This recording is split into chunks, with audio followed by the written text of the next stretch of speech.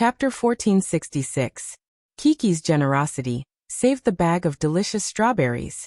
However, they didn't seem to want to go anywhere else. Kong Kong and Nuoi bought a lot of things, so they divided it into 2 bags. Each of them carried 1 bag, and Nuoi complained that it was heavy. Kiki and Dejun wanted to help, but couldn't. They had their own tasks. On the other hand, Xian had more freedom. He didn't need to carry anything. He just carried the bag of scattered candies and ran in front of the group. If any brother or sister wanted to eat candies, he would run up with the candies and stuff them into their mouths. The little guys carried too many things, and it was quite tiring. They didn't want to run around. They wanted to go straight home to find their father, but the production team arranged for them to go to a Western burger cafe. However, on the TV the audience didn't see that. Instead, it looked like Kiki brought her friends there. Well, don't worry too much about these details. Since the little fellows were already here, they didn't feel awkward at all. Instead, one by one, they grabbed the comfortable sofa-like soft chairs and sat down. Even the reserved Dejun grinned happily. Wow, this chair is so comfortable. I want to sleep here. As Dejun was speaking loudly, a beautiful waitress came over with a menu. Dejun quickly swallowed the second half of his sentence. The waitress was beautiful because she also had a pair of beautiful big eyes. And they were as blue as the sea. Kiki, the little English expert, began to discuss the menu with the waitress. What do you want to eat? Kiki turned and asked. There are French fries and hamburgers. They look exactly like McDonald's. Look exactly like McDonald's. The little girl's choice of words was wrong, but it was enough to make the staff in the row behind her shake their bodies. In this day and age where online language was tyrannical, maybe Kiki could lead the trend for a few days. I want French fries. Kong Kong raised her arm and said happily. Although McDonald's fast food wasn't a new thing in China, it was still very attractive to children who weren't tired of eating it. I want to eat hamburgers. I'm going to starve to death for the next 2 days. Xian pouted. He really didn't like seafood, and he didn't eat much of the lobster yesterday. It was Zhou Shimin who forced him to eat some. Kiki nodded. She turned to the waitress and said, We want fries and hamburgers. Whenever her friends said something, she would translate it for them. If they didn't know what to say, she would just point at the pictures on the menu. Then the waitress said it again. She repeated it and remembered it. Do you guys want a milkshake? Now it was the waitress's turn to ask her. The English name of milkshake was milkshake, but Kiki really didn't know what it was. Fortunately, there were pictures on the menu. Isn't this just a milkshake? Kiki had eaten it before. It was super delicious. Yes. The little girl's eyes lit up. Then do you want a chocolate milkshake or a milkshake? The waitress asked. Chi-Chi then turned around and repeated this sentence to her friends. She's asking you guys if you want chocolate milkshakes or milkshakes. The translation sounded very amateur, but no one blamed Kiki. On the contrary, there was a lot of praise on the internet. She is really a scholarly family. This child is really different from others. I think Poplar Fruit taught her well.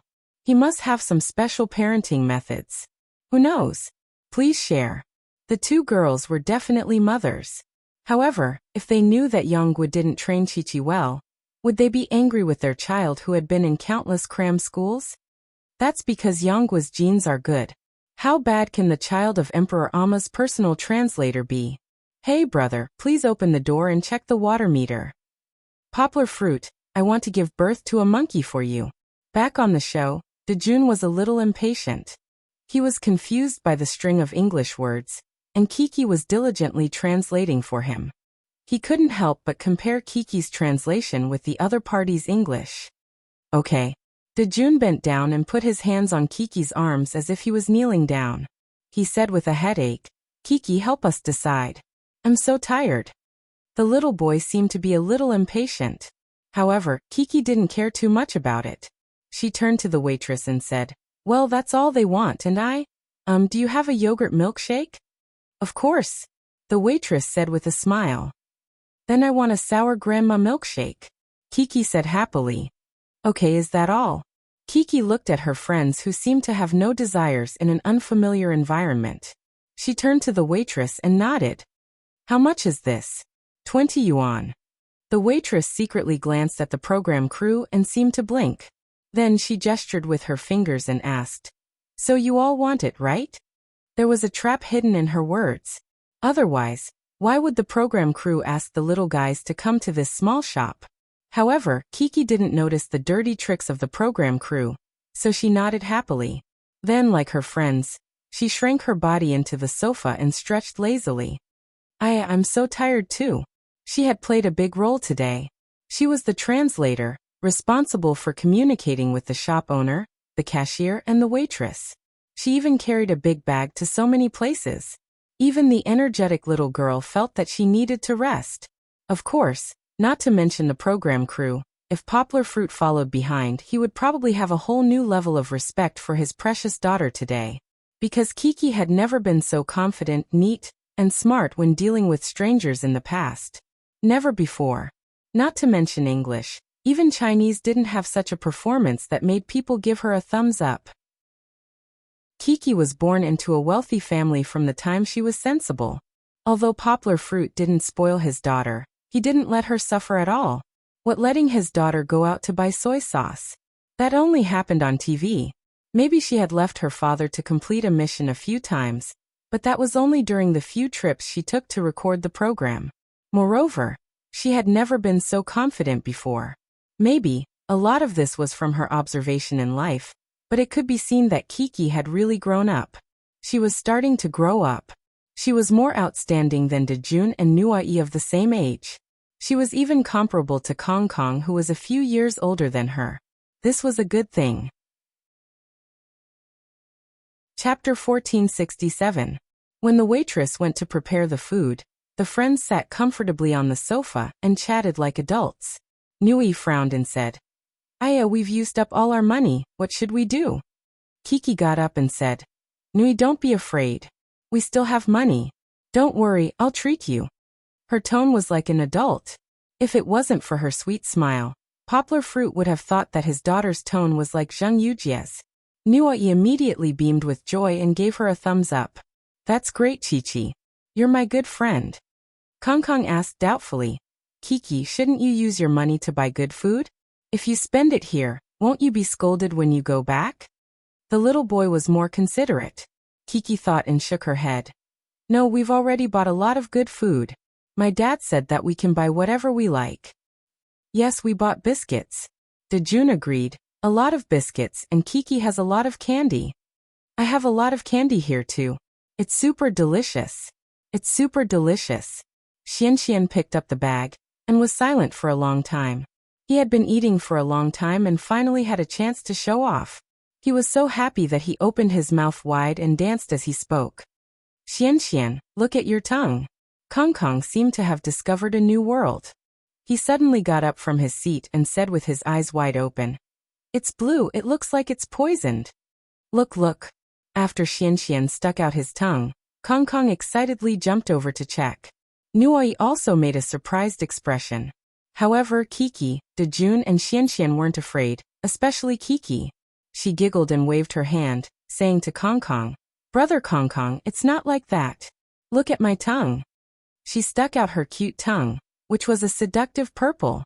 Dejun copied Kiki and said, "Look at mine is golden." "What's going on?" Kong Kong was a little confused. "We ate a kind of candy." Kiki didn't keep them in suspense. She smiled and explained to Brother Kong Kong, "That kind of candy can dye our tongues into other colors. It's super fun." Nui also ate it just now. Kong Kong turned her head and realized that Nui's tongue had turned bright red at some point. "Did my tongue change color too?" Nui was no longer afraid. Instead, he asked happily as if he had joined a large group. "What color is mine?" Dejun sat beside him and turned Nui's head to examine it. Then he laughed and said, "Red as if you're bleeding." "Ouch, my tongue is bleeding. I'm a vampire. Blah blah blah," Nui said while dancing with joy. He also teased Dejun to the point that he danced with joy and played along with him. "Brother Kong Kong, do you want it?" Xian found a color-changing candy that he hadn't eaten. This one was green and handed it over. Okay. Kong Kong didn't mind. He pinched his throat and pretended to be an old lady. He took the candy and ate it. This was great. The tongues of the 5 little ones all turned colorful. It was as if they had found a new toy. Each of them bared their fangs and brandished their claws at each other, roaring like wild beasts emerging one after another.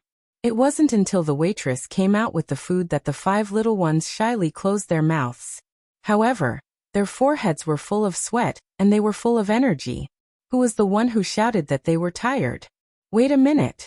Kiki suddenly realized something was wrong. Why were there so many? A few waitresses followed the waitress from before. They carried plates and filled the table in front of them. Everyone had a plate in front of them. There were fries, hamburgers, and milkshakes. God!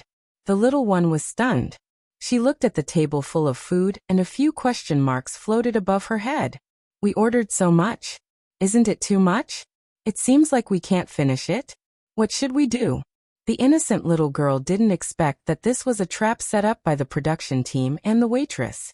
She was still wondering if she had made a mistake before. She had asked the waitress to order only 1 portion of food. In the end, it became 1 portion per person. Wow! There's so much good food. Nui happily went to the front of the table. He was dazzled by the food. In the end, he took the fries in front of him and tasted it. Delicious, super delicious, Nui said while giving a thumbs up.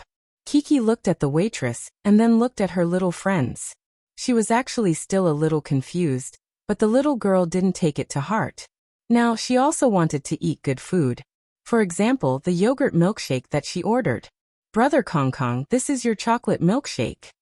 Kiki knelt on the chair with both her elbows on the table. She turned each cup of milkshake and looked at the label on it. Then, she distributed the milkshake to her little friends according to the order they had ordered. The milkshake was very delicious. It was like ice cream. Usually it was eaten with a straw. However, Kiki used a small spoon. She felt that by eating slowly and tasting it slowly, she could enjoy the cold and delicious taste of the yogurt milkshake more. I love eating this. It seemed that there was nothing that Kiki didn't like to eat today. She was the one who had picked it all. At this time, only Kiki was talking. The other little friends were eating the food in front of them with all their might. They weren't very hungry. Other than Xian, everyone was eating the best milkshakes. Xian seemed to be really hungry. He directly held a hamburger and ate it heartily. His cheeks were bulging as he ate. Little Pang Xian hadn't eaten well for more than a day. He didn't seem to have any ability to resist this kind of meaty hamburger at all. Xian ate a little too quickly. When Kiki saw this, she quickly opened the milkshake for him and put in a straw so that he could drink some water. Kong Kong smiled and said, "Brother Xian, no one will fight with you. Don't be afraid." Xian didn't respond. In front of delicious food, everything else was fleeting. However, not long after, everyone didn't want to continue eating after drinking the milkshake. Xian was the same. After eating half of the hamburger, he was full. What do we do with the rest? Kiki scratched her head. There was still a lot that hadn't been eaten. We can't waste it. Let's pack it up and take it away. Kong Kong finally played the role of a big brother. He waved his hand and commanded. While letting the waitress pack it up, Kiki also paid the bill with the waitress. How much is it in total? 100. What? The little girl held the remaining 30 yuan in her hand and looked at the waitress in shock. Chapter 1468. The awkward atmosphere gradually filled the entire coffee shop. Chi-Chi's expression at this moment was even more embarrassed. The little girl's 2 little hands were clasped together. She tensed up her little face nervously and embarrassedly squeezed out a little smile and said, "But I only have 33 yuan." Her friends were very happy. They didn't understand, so they didn't have to worry about not having enough money to pay the bill.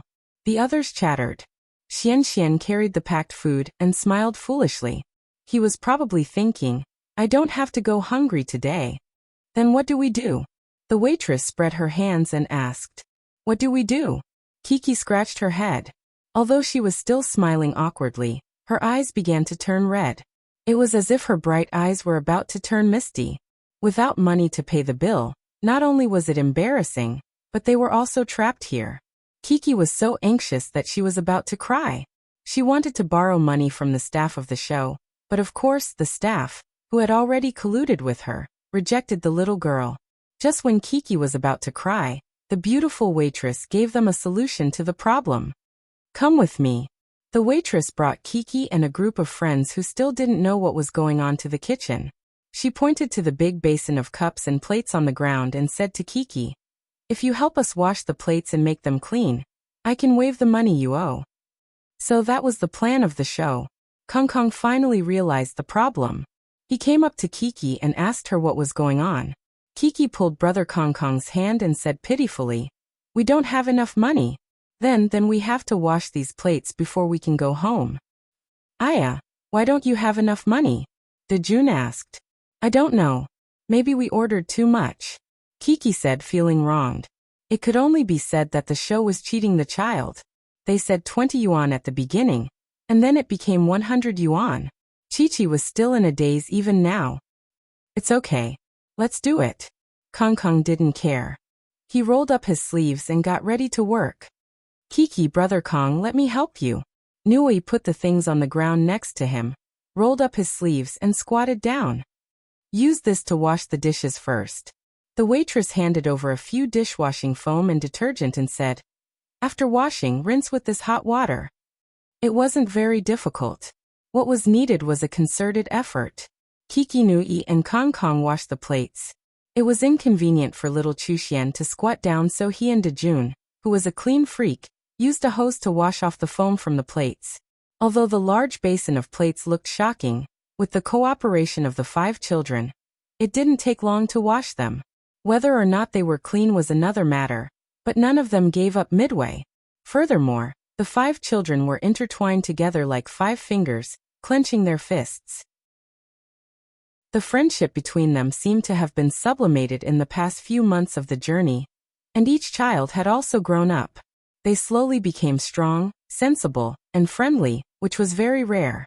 Taking responsibility for their mistakes, after washing the large basin of plates, they also took a photo with the 5 cute children. The waitress also waived the money they owed. The show didn't continue to make things difficult for the children. They could finally go and find their fathers. At this time, what were the fathers doing? After separating from the children, the fathers sat on the show's bus and arrived at a Western-style country villa. The villa was located in a large garden full of greenery. There were lawns, flower beds, and tall trees that provided cool shade. The house made of pure wood wasn't tall. It was only 2 stories, but it was very big. The living room was nearly 100 square meters, and with the other rooms, it was simply a mansion.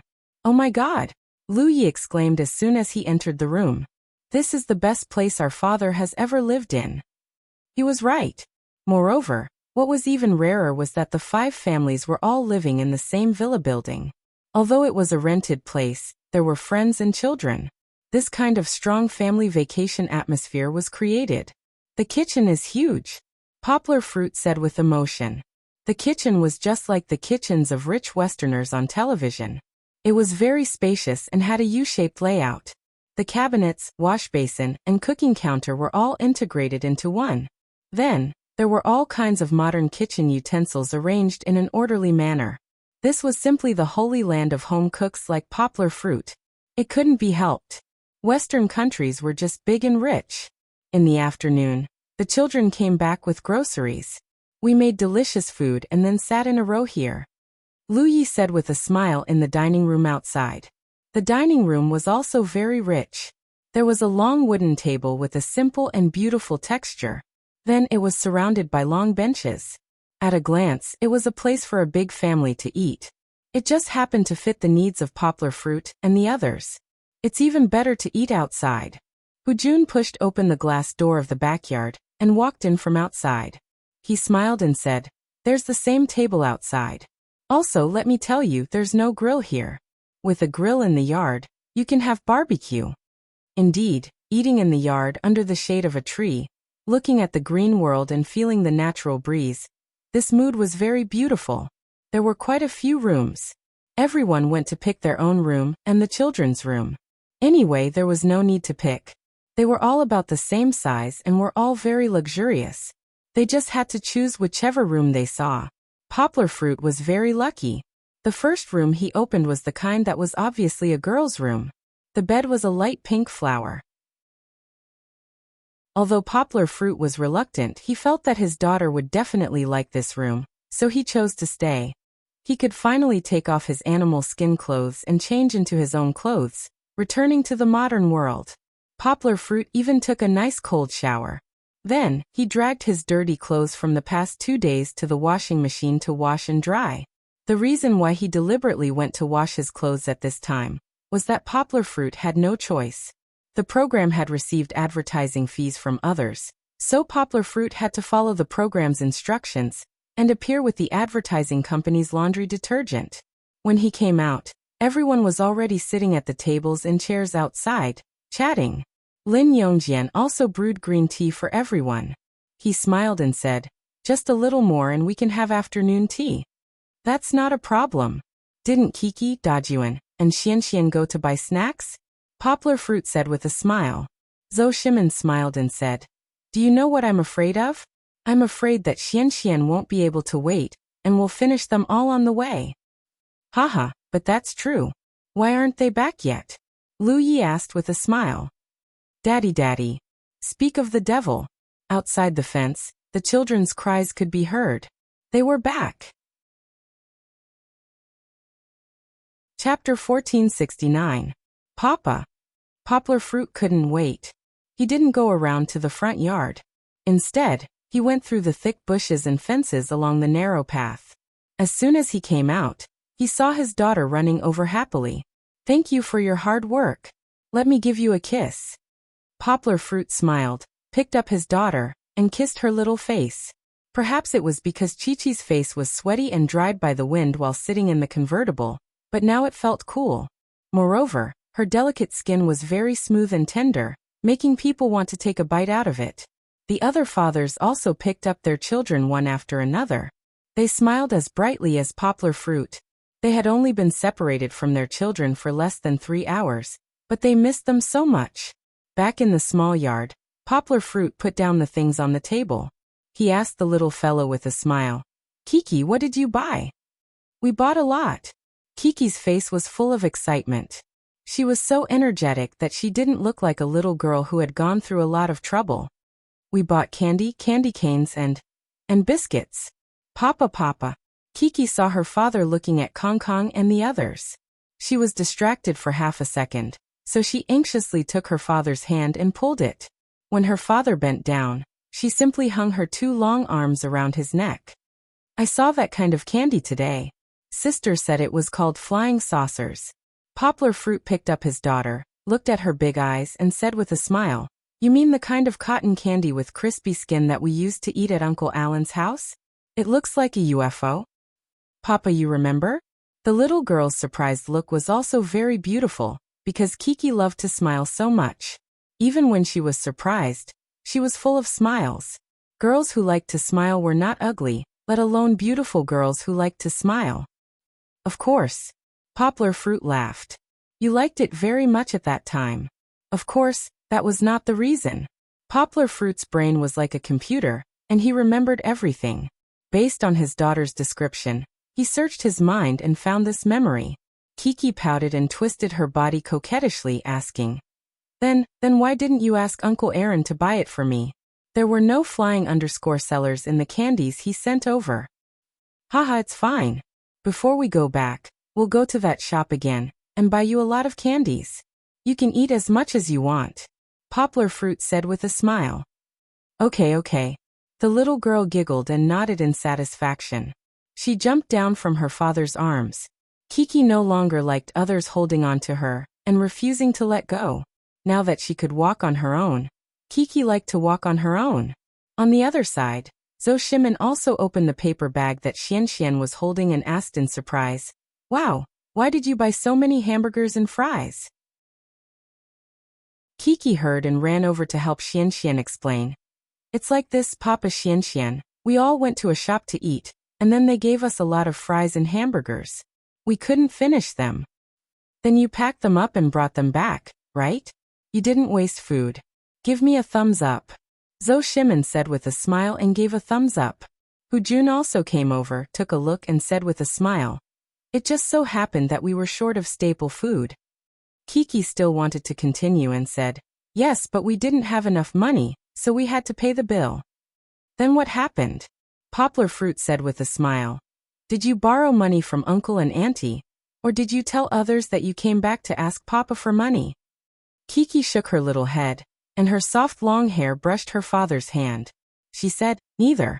We didn't have money to pay the bill, so my sister asked us to wash the dishes. After we finished washing the dishes, she didn't need the rest of the money we gave her. You also washed the dishes? Lu Yi asked in surprise before Poplar Fruit said anything. Yes, we all washed the dishes, Kong Kong said on the side. When he said that, the little boy straightened his chest and was very proud.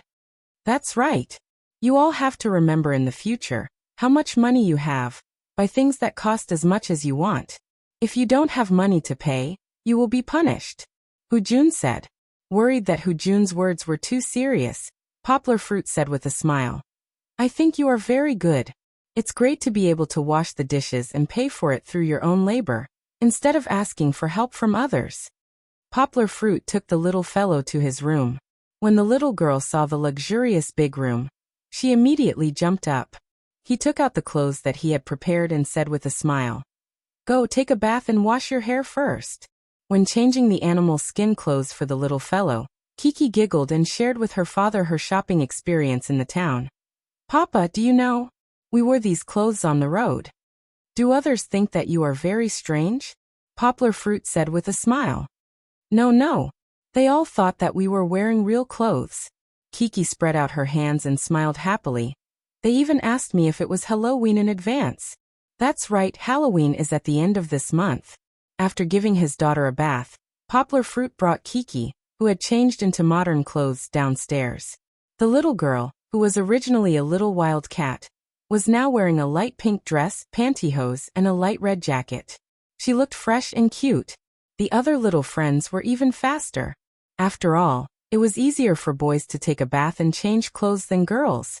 Zhou Shimin and Lin Yongjian were tidying up the snacks and table, while Hu Jun and Lu Yi transformed into chefs and went into the kitchen. Poplar Fruit also went into the kitchen and asked with a smile, what am I in charge of? I've already prepared it for you. Hu Jun was wearing an apron and holding a spatula. He turned his head and smiled. You are in charge of roasting the chicken wings. Lu Yi was washing the vegetables. He also had vegetables that he wanted to cook. He smiled and said, Poplar Fruit, they keep saying that they want to eat the barbecue made by Uncle Poplar Fruit. That's because barbecue may seem simple, but it was very difficult to make it taste good. Some people might even be undercooked or burnt, not to mention the taste. However, where was the grill here? Poplar Fruit waved his hand and smiled. There is no grill, looks like we can only use an oven. Using an oven, there was no way to control the temperature and time. After all, the time of the oven was set from the beginning. Poplar Fruit could not adjust it during the barbecue process. Poplar Fruit could only cut the chicken wings at the beginning, mix the best sauce, soak them for half an hour, and then send them into the oven. Although it's not the best, it shouldn't be bad either. Poplar Fruit took off his gloves as he smiled at the group of children who were waiting by the side, drooling. Let's go, let's not stay here. Don't worry, there will definitely be good food for all of you. At noon, they sat around the table and happily ate a not-so-sumptuous lunch. In the afternoon, they would begin a new mission. Chapter 1470. Poplar Fruit originally thought that Fang Beibei and the rest of the group of mothers would appear today and join them in the game, but they did not. In the afternoon on the bus to the farm, Poplar Fruit still did not see them. The main reason was that after taking an afternoon nap, Kiki, who had calmed down a little from her excitement, missed Fang Beibei a little. Taking advantage of the fact that they were not in the state of recording, Poplar Fruit ran to the front to ask the choreographer, who was riding with them. The choreographer smiled and said, they won't be coming today. They will only be recording tomorrow. Don't worry, they will give you phones to contact your families tonight. It seemed that Poplar Fruit had misunderstood. This time, the group of mothers did not directly participate in the recording of the second and third day like the previous time. However, this program was originally about Where Do You Go? If the mothers were too important, it would go against the original purpose of the program. When Poplar Fruit returned, he passed the news to Kiki.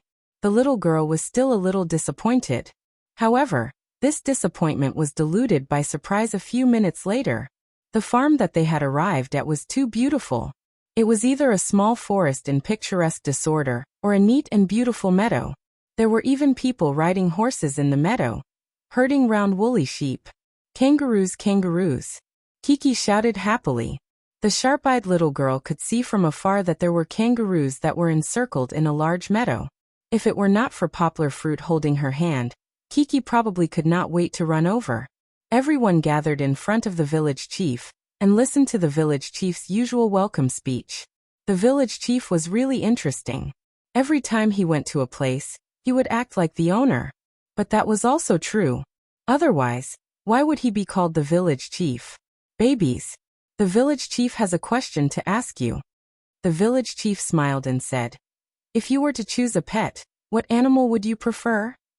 The village chief had already predicted what the children's answer would be. It would definitely be a cat, a dog, or a more special one, a parrot, etc. However, just as he finished speaking, the children in front of him shouted one after another, Village chief! Village chief! Only Kiki was more honest.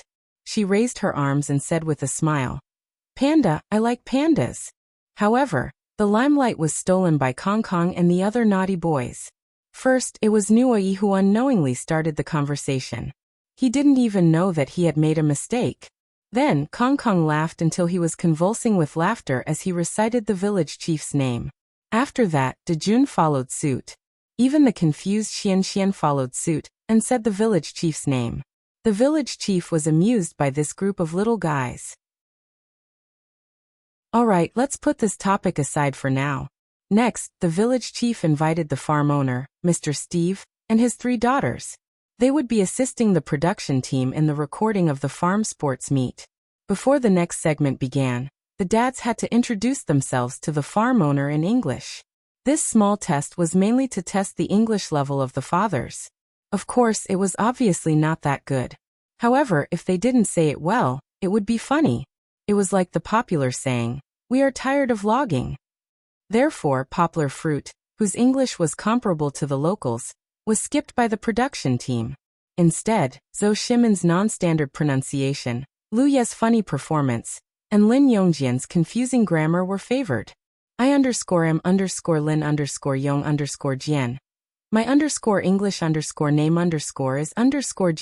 _Jian_Yong_Lin. Teacher Lin's Chinese name and English name were actually reversed. Today we _ together her very happy. Lin Yongjian knew that he didn't say it well, so he simply let it go. He smiled gracefully and said, we are very grateful to you, please welcome us here. Needless to say, Lin Yongjian's messy self-introduction without any grammar was very interesting.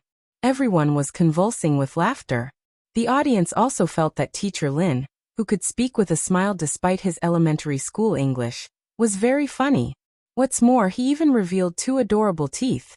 Fortunately, although other than Poplar Fruit, the other dads with average English were still able to understand the messy English they spoke. After all, the American culture was too strong. Everyone had hummed a few sentences from American movies and TV series. Therefore, even if it was a little messy, the basic words were still relatively clear. The village chief stood up. Next, the farm owner, Mr. Steve, introduced the rules of the game. The other party also understood that the English level of the Chinese people in front of him was uneven, so the words he used were relatively simple. Every child, take this food with you and go look for your favorite animals. Mr. Steve patted the few plastic buckets in front of him and said, choose one, bring it back, and participate in the competition together. Kiki understood and so did Kong Kong. However, Xian and Dejun were confused, so Kong Kong and Kiki explained it to their friends. Okay, kids, go. Okay, children, let's move. Steve laughed. The little ones who had been fascinated by the farm animals for a long time left their dads behind. Each of them carried a small bucket and started running. I like small animals. Kiki giggled and ran the fastest with Kong Kong and Nuai. Xianxian's short legs also hurriedly ran in small steps and shouted in a silly voice, "Wait for me, wait for me." Dejun, on the other hand, was calmer. He carried the bucket and walked slowly. When the assistant beside him asked him, Dejun said calmly, "Aya, what's the rush? They're all locked in cages, they won't run away." What he said was true. The assistant could not find a reason to refute him. Kiki, who ran the fastest, was immediately welcomed by the army of animals. Woof woof. Two chow chows, one big and one small, with black and white fur, ran over. Wah dogs. Kong Kong, who was behind, shouted happily, but her pace slowed down. These two chow chows, the big one was definitely heavier than her, and looked a little scary. Although Kong Kong liked dogs, who knew if this big dog would bite people? Only Kiki did not slow down, and ran forward to welcome them. Miraculously, the two chow chows that ran over were not hostile towards Kiki. Instead, they intimately surrounded Kiki and sniffed Kiki's scent. "Kiki, Kiki, I like dogs too." The little girl excitedly stretched out her hand to pet the chow chows. Not only did the chow chows not hide, it stopped its bouncing body and quietly lay there, letting Kiki pet its head. It even squinted its eyes in enjoyment.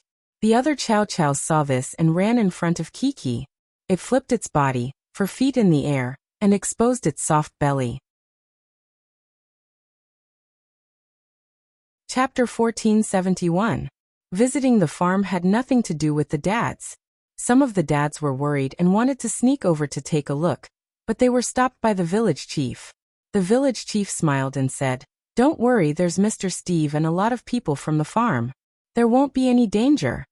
It was mainly to test the children's performance in front of all kinds of animals when their fathers were not around. If their fathers were around to protect them, they would not be able to see the scenes they wanted to take. In the farm, Kong Kong and Nui saw the two cute chow chow lying in front of Kiki's feet, and went over to play with them. However, the chow chow was not familiar with Kong Kong and Nui, so it was not interested in them. When it saw them reaching out their hands, it immediately jumped up from the ground. It did not bare its teeth to scare the two boys, but it still circled around Kiki's heels to avoid them. Normally, it would be humans walking the dogs. But now, because Kong Kong and Nui were too excited, it had become the dogs walking the humans. Of course, there were also some who were afraid. Even though the dogs looked silly, Xian still walked far away from them. He trotted 2 steps and leaned against the adults next to him. He even said weakly, "I'm afraid." If it wasn't for Kong Kong and Nui coming over and chasing the two chow chow everywhere, Kiki would probably be able to play with them for an entire afternoon. However, there were still many small animals waving at Kiki. Chi-Chi had a chance to take a look and was immediately attracted. She happily carried the small plastic bucket and ran forward. "This is Piggy. This is a lamb. I see an ostrich." Kiki couldn't help muttering to herself as she watched. The little girl was delighted to see the ostrich and quickly ran over. "Bye-bye." As soon as Kiki's figure appeared, the 5 or 6 ostriches in the cage eagerly surrounded her and looked at Kiki. "Hello." The little girl was a little shy at first when she was surrounded. She waved her hand as a greeting and then slowly approached. Because the weather was still a little cold, Kiki didn't look very thin with the jacket on. However, from the side view, the little girl's slender and long legs were a little distressing. While the audience liked it, they couldn't help but express some dissatisfaction with poplar fruit. "What kind of father are you? Our daughter is so skinny. Why don't you let her eat more meat?" This was an injustice. In that case, only those viewers who knew about poplar fruit through the show, and not poplar fruit's true fans. This was because the latter knew that even if poplar fruit went hungry, he would not let his daughter go hungry. In fact, Kiki ate a lot of food. She ate almost as much as a 12 or 13-year-old child. However, it seems that all the nutrients absorbed by the little girl were used to grow taller. In the past, Kiki had grown by nearly 15 centimeters. For a 4-year-old, my daughter, this was very impressive. Of course, although Kiki was a little thin, it didn't mean that her body was unhealthy. Kiki was thin, but she wasn't light at all. Her fat content was relatively low, and she was all small muscles. This was a little similar to poplar fruit. Moreover, looking at her lively and energetic appearance, one could tell that Kiki was definitely a healthy and sunny baby. Have you guys had lunch? Kiki gradually walked closer. Although it was the first time she saw ostriches, looking at the furry little heads poking out of the net, Kiki was also touched by their cuteness. Oink! Oink! The ostriches' cries came one after another, as if they were calling for Kiki. I know you guys are hungry, so I brought you delicious food, Kiki said sympathetically. She tentatively touched the head of the ostrich closest to her. The ostrich was very obedient. She reached out to take a carrot from the small plastic bucket and handed it to the ostrich. However, it seemed that the ostrich was more interested in the other feed in her bucket. Looking at the ostrich's eyes, Kiki suddenly understood. She put the carrot back and took out a handful of feed. As soon as she sent it over, an ostrich couldn't wait to eat it. Kiki suddenly giggled. She didn't move her body, only shrinking her neck. Then she turned to the cameraman and said, it feels itchy. Hee. The net fence was just big enough for the ostriches to stick their mouths out, but not their heads, so at most 2 ostriches could reach it. The ostriches crowded around each other to stick their heads out, almost squashing the innermost one. You guys can't bully your friends. The feed in Kiki's hands was quickly finished. The little girl pouted unhappily and reached out to pat the ostrich that was squeezing the most fiercely. She said, "You guys have to line up. You can't cut the queue. Also, you've already eaten. You have to go to the back." Listening to the little girl's nagging, the ostriches blinked their big eyes in confusion and turned their heads to look at her, as if they were curious about what Kiki was saying. However, soon a miracle appeared. The ostriches were in a mess and began to move their positions. The ostriches that had already eaten the feed in Kiki's hands earlier gave up their positions. Of course, no one thought that it was Kiki's credit, because there were so many ostriches in a mess that it was impossible to tell which one was which. Moreover, their necks were very long. As long as they shrank back and mixed together, they looked no different from before. That's good. The 4-year-old girl nodded her head in satisfaction. She bent down and scooped out a handful of feed from the plastic bucket. She handed it to them as she muttered, "Ostrich babies, you have to eat until you're full. You can only grow up when you're full. Then you can go find your papa and mama." The audience might have some doubts. Kiki, how can you tell that they're ostrich babies? In fact, it was true. The ostriches on the farm were basically all artificially bred, and the batch in front of Kiki were little ostriches that had yet to reach adulthood, so they didn't look very tall and were a little uneven. If there was an attentive audience, they could actually see a small sign on the television screen earlier, which clearly said that these ostriches were chicks. Of course, it was also in English. There was no need to care too much about these details. Kiki finished feeding these ostriches, but there was still a lot of food in her plastic bucket that the ostriches couldn't eat, so she decided to leave to find the next animal. However, it seemed that both parties were a little reluctant to part. The ostriches were all squeaking, and one of them even used its beak to hold Kiki's clothes. "I'll go feed the others first and leave for a while, okay? I'll come back to play with you later." Kiki patted the naughty little ostrich lovingly, and they finally let go. However, they all moved their bodies and followed Kiki's footsteps, reluctantly watching Kiki skipping away. Chapter 1472.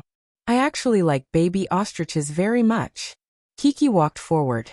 When she heard the cameraman's question, she turned her head and smiled. "But I have to take care of the other small animals first. They haven't eaten yet."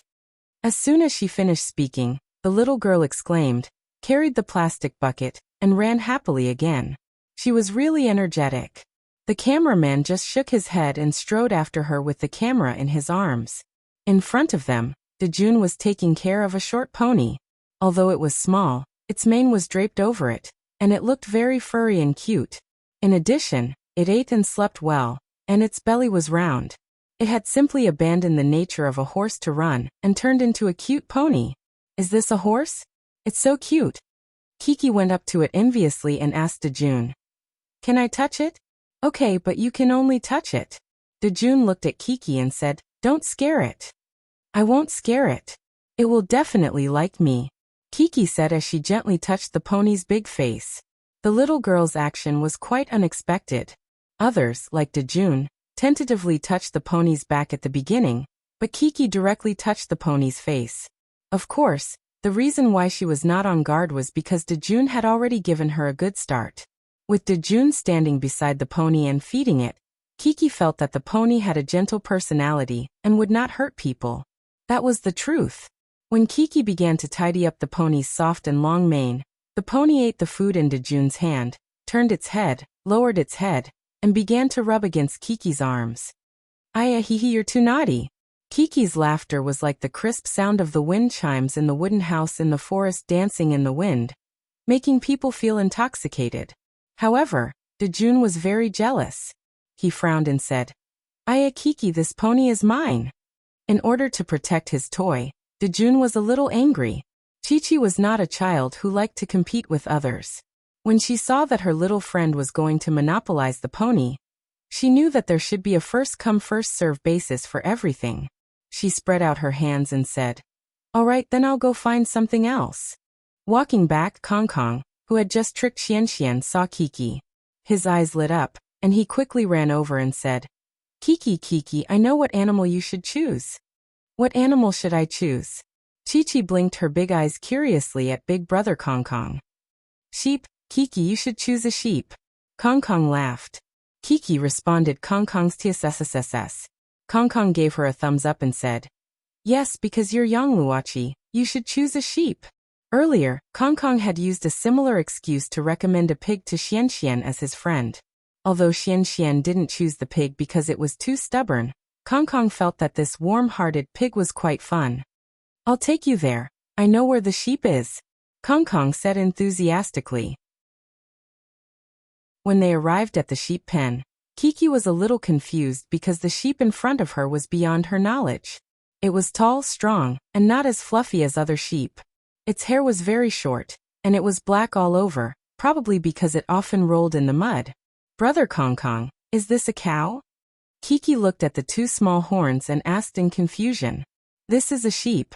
Kong Kong had already confirmed before, so he said solemnly, "It's a cow." Kiki said disapprovingly. She said, "Brother Kong Kong, have you forgotten the sheep we saw in Shishan? They all have long beards, and they bleat." Perhaps it was due to Chi-Chi's voice, but the moment the little girl's voice fell, the bull-like goat opened its mouth and bleated twice. It was as if the atmosphere had turned awkward all of a sudden. Chi-Chi looked at it in confusion for a moment before admitting helplessly, "All right, it's a sheep." After feeding the cow sheep, Kiki did not follow Brother Kong Kong's suggestion to choose it as her friend for the competition. Instead, she continued to walk forward. There were too many animals here, and there were even a few sheep pens. Kiki saw Nuai competing with a few lambs that really looked like sheep. There was also the little rabbit. Although Chi-Chi liked it very much, she continued to walk forward after taking a look. As she walked, she explained to the cameraman, "Xian Xian is inside. I don't want to go over." "Why?" "Because if Xian Xian chooses the small rabbit, I can't choose it," Kiki said. "And Xian Xian is so afraid of big animals, so I'll leave the obedient rabbit to him." What a kind-hearted little girl. However, the girl started running again. She saw the kangaroo she had been looking for. "Kangaroo." The girl ran so fast that Steve, who was worried that the kangaroo would punch her, quickly ran over and accidentally entered the camera. Be_careful. However, fortunately, the kangaroo did not have any hostility towards the girl who suddenly appeared. In this farm where people came and went, they were used to the existence of humans. What's more, Chi-Chi was born with a kind of magical animal affinity. Soon, Kiki was surrounded by a group of kangaroos. Even Steve, who was standing beside Kiki to protect her, was squeezed by the kangaroos' butts. "They're so cute." Kiki looked at the kangaroos' small heads that did not match their bodies. They were indeed cute now, but Steve was very nervous because the kangaroos' temperament was not like their simple and honest appearance. They were violent maniacs who loved boxing. Don't provoke a kangaroo. A kangaroo would not reason with you, and with its short hands and powerful legs, no one could withstand its punches and kicks. Haven't you seen many online videos where a kangaroo KO'd a boxer in a few moves? The ignorant were fearless. Kiki picked up her plastic bucket and began to distribute food to the kangaroos. Are you hungry too? It had to be said that the kangaroos looked very cute when they ate. Kiki chuckled as she fed them. Oh, look, they can eat with their hands. They took the food with their mouths, then held it with their two short hands and slowly gnawed on it. At this point, kangaroos were quite similar to humans. After feeding the kangaroos, Kiki's plastic bucket was empty. She did not care, but put it on the ground and moved closer to the kangaroos. Can I see your pockets? The reason why kangaroos were called kangaroos was because they had pouches in their bellies, which could allow premature baby kangaroos to live in. Kiki was full of curiosity about this. Kiki said this in Mandarin, so when Steve saw Kiki's actions and wanted to stop her, it was too late. Chapter 1473. Don't. Steve's reminder was still a step too late. Kiki had already bent down and reached into the pocket of the big kangaroo in front of her. Miraculously, Chi-Chi did not encounter any violent reactions from the kangaroos. On the contrary, the scene miraculously did not have any ripples. The kangaroos were still eating what they were supposed to eat. Even Steve's exclamation did not affect the mood of the kangaroos. In fact, even if Kiki did not have any problems, the video would have been cut out by the program team and would not have eventually appeared on television. After all, it was too dangerous. If the audience saw that the program team had allowed Kiki to be so close to a potentially dangerous animal, they would definitely have scolded the program team for their incompetence and stupidity. To put it nicely, the program team did not plan well. To put it bluntly, the program team was taking the lives of the children as a joke. Was this really Where's Dad Going? Or Bear Grylls' Survival in the Wild? Even if nothing really happened, under such controversy, who would be willing to bring their children to the show in the future? Who would still watch the show? Old Master Steve broke out in a cold sweat, but he saw that the kangaroos were very calm and let Kiki touch their pouches. The kangaroo that was touched even opened its mouth slightly and smiled as if it was enjoying it. What was going on? Old Master Steve saw that Kiki was about to throw herself into the arms of the kangaroo, and then reached into the kangaroo's pouch, but the kangaroo was indifferent. Its two forelimbs were slightly closed, as if it wanted to hug Kiki.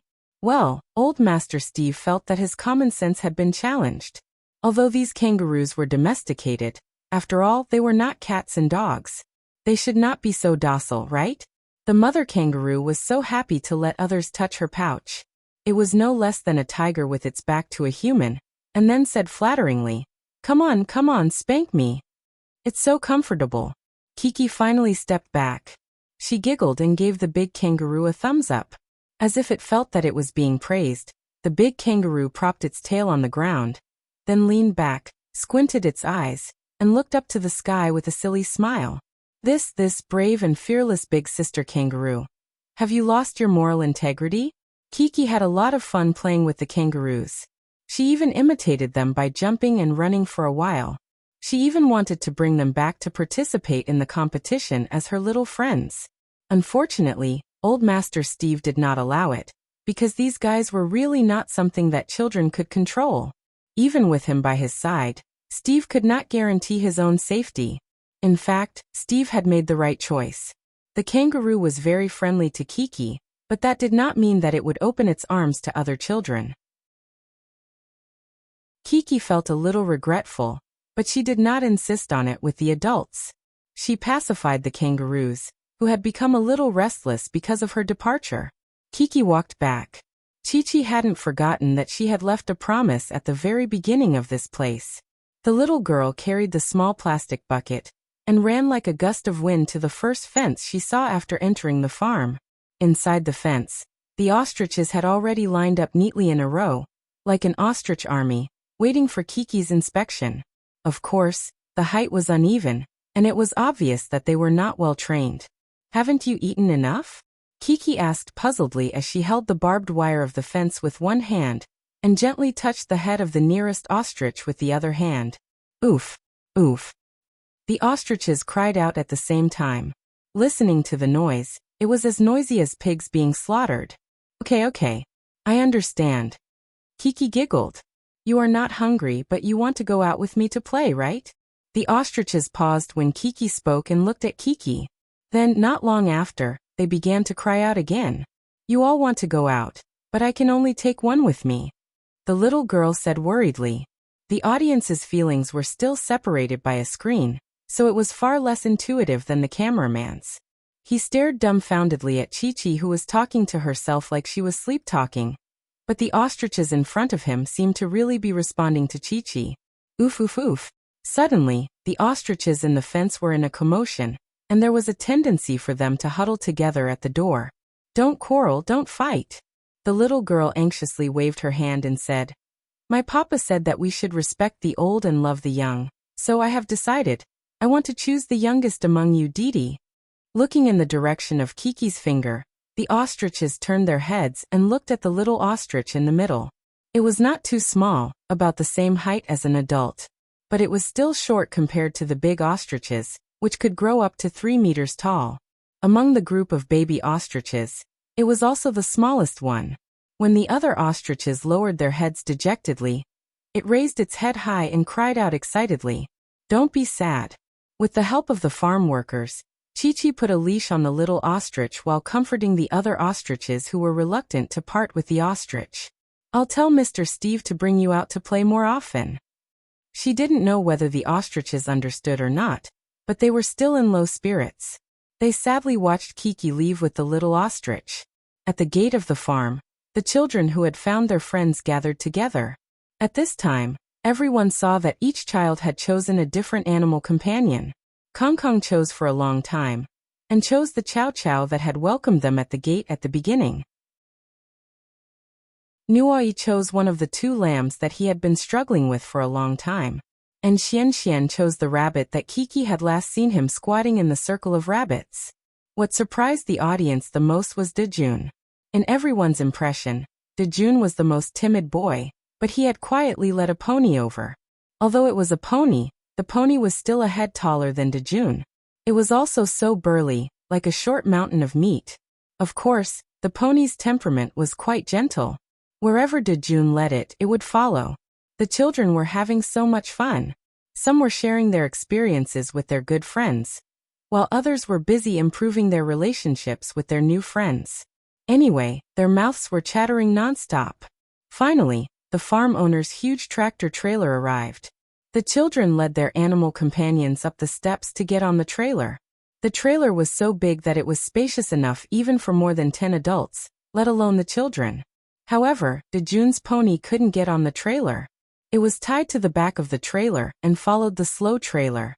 It couldn't be mistreatment. The pony liked the feeling of running.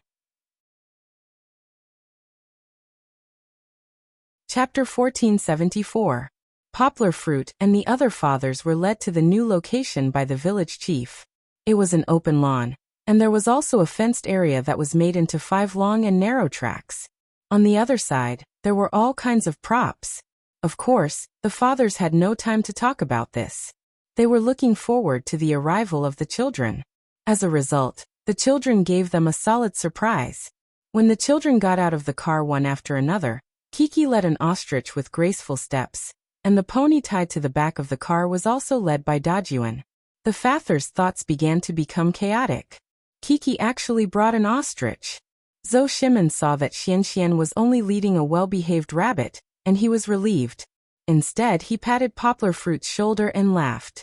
Poplar Fruit was really a little scared by Kiki's audacity. Of course, it could not be said that he was scared. Kiki actually brought an ostrich back, which was both unexpected and reasonable. It was unexpected because at first he thought that Kiki would at most bring some cats, dogs, ducks, or rabbits. Poplar Fruit never thought that such a big ostrich, which was even taller than Dajuan's pony, would bring an ostrich. But he knew his daughter's interests and hobbies. This little girl was full of strong interest in all kinds of animals since she was young.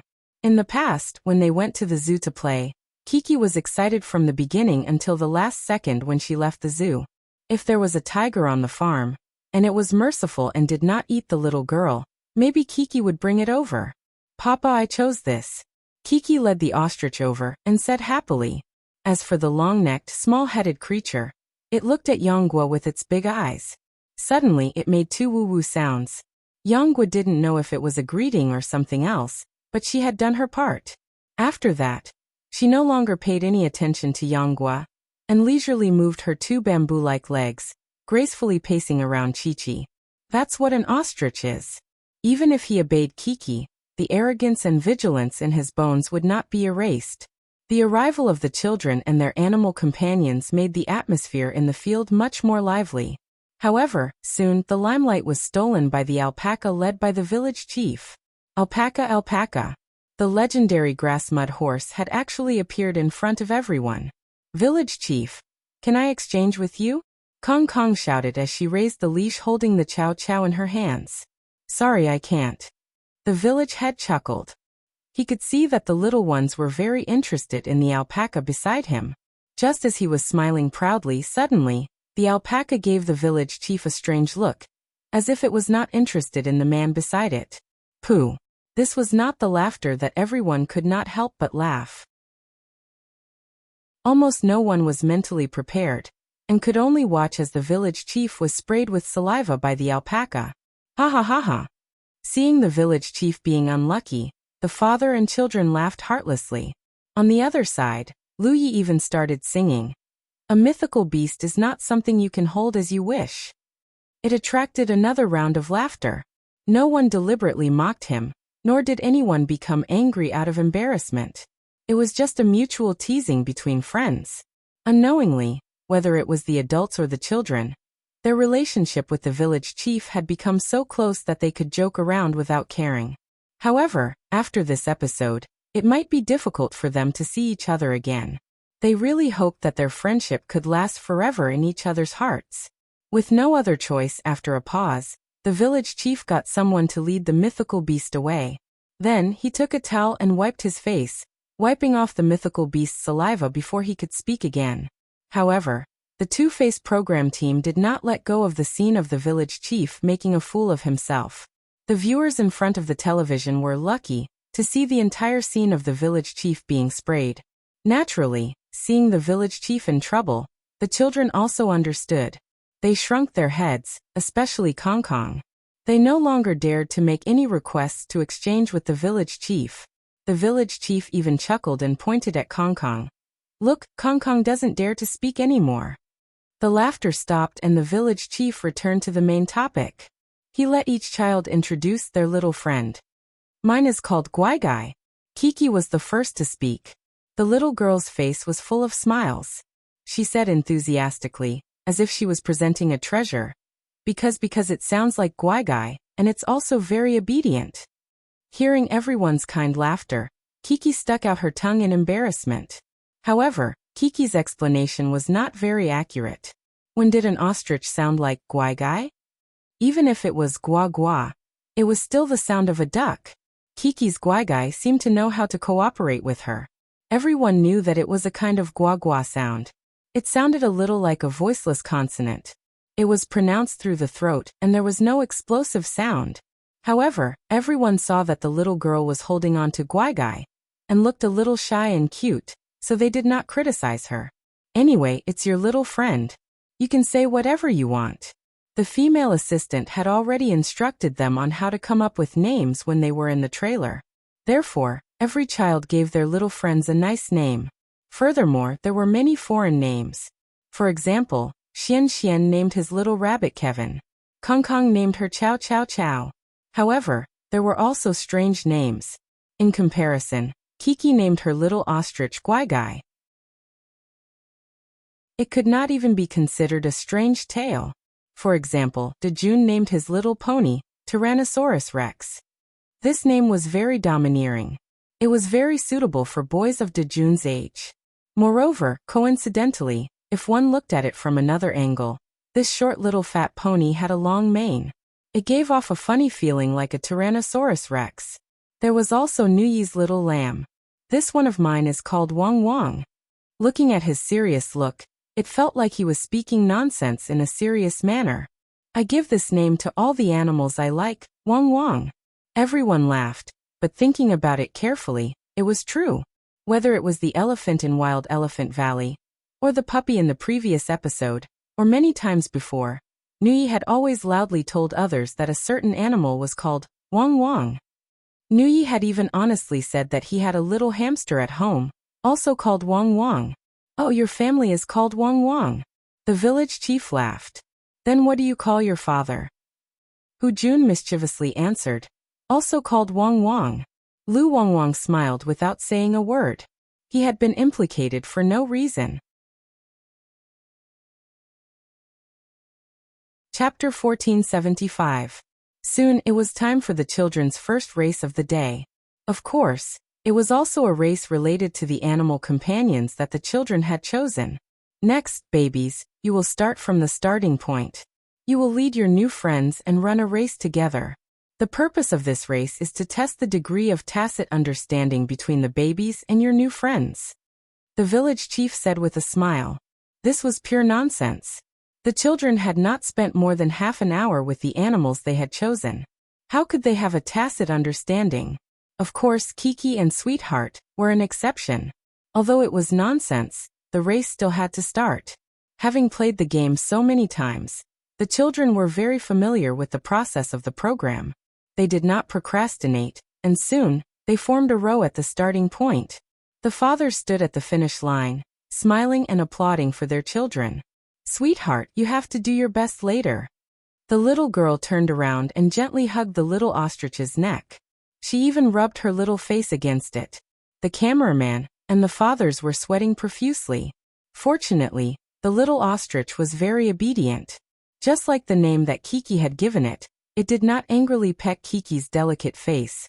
Hey hey. The little ostrich finally responded to Kiki's expectations.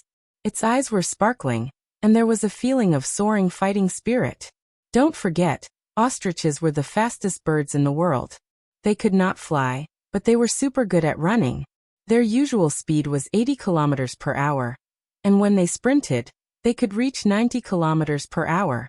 Even if the ostrich that Kiki had chosen was far from being an adult, its natural love for running was imprinted in its bones, making it have a kind of explosive passion for racing. It was more than just awesome. It was showing that it was going to do its best. Everyone get into position. The village chief pretended to shout at the starting point. Get ready, run. As soon as he finished speaking, Kiki moved her two slender legs under her short gauze skirt and ran out like an arrow leaving the bow. Come on, come on. At the beginning, the fathers at the finish line were shouting.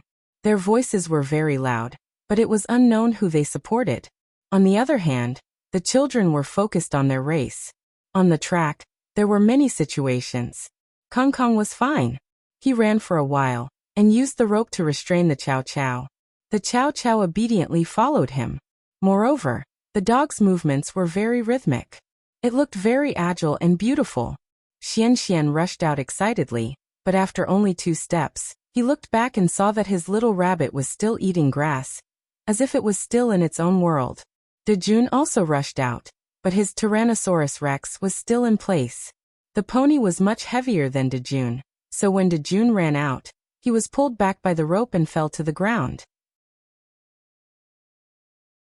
The pony was still leisurely swinging its ponytail and standing in place.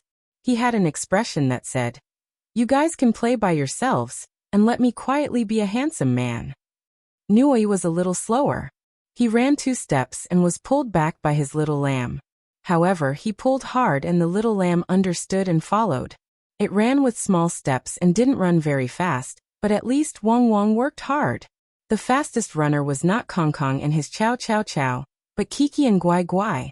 After the village chief gave the order, the little girl ran out. Almost at the same time, as if they had telepathy, the little ostrich also cried out Guai Guai, and strode forward with its 2 strong legs. Elegantly and without losing speed, it started to run. Before it ran half the distance, the little ostrich that was running excitedly started to become dissatisfied with its slow speed. Guai! The little ostrich cried out excitedly, and actually squeezed forward, pushing Chi-Chi aside and coming to the front. Guai! Guai! The little ostrich looked back at Kiki, as if to say, hurry up, hurry up. Chi-Chi also let out a happy cry and sped up to charge forward. The situation had changed, and it became the little ostrich leading the race. The dads and foreigners who were watching felt a little embarrassed. However, it was a pity that the track was less than 50 meters long, and they reached the end very quickly. After the little ostrich and Kiki collided with the line, they were blocked by the closed fence in front of them, and could only stop resentfully. Guai, guai. The little ostrich called out twice, as if it was not satisfied yet. Kiki was first, Kong Kong was a little slower and was second, then Nuoi, who was even slower, took third. At the back, Xian Xian was coaxing the little rabbit, but the little rabbit ignored him. Little fatty Xian became anxious and pulled the rope, dragging the little rabbit towards the finish line. Xian Xian dragged it over the finish line, as if he was dragging a box. The pitiful little rabbit was dragged upside down without any resistance. Luckily, the rope was connected to a noose that looked like a small vest and didn't strangle the little rabbit. The little rabbit was still very calm. After it stopped, it continued to nibble on its grass. Xian Xian was fourth. Dejun was more troublesome. He couldn't compete with the T-Rex like Xian Xian because they weren't even on the same level. He couldn't even pull it. Why was this little pony so stubborn now? Wasn't it quite obedient before? Everyone was a little anxious for Dejun. Luckily, the staff at the side were already prepared. The village chief took a bundle of grass and handed it to Dejun. Yes, use grass. Slowly lead it over. Although Lin Yongjian was watching from the side, he still acted as if he was participating in the race and couldn't help but give advice to his son. Although the outcome was already decided, Dejun still patiently used the grass to lead the T-Rex slowly to the finish line. The ranking of the race wasn't important. The process was what was important.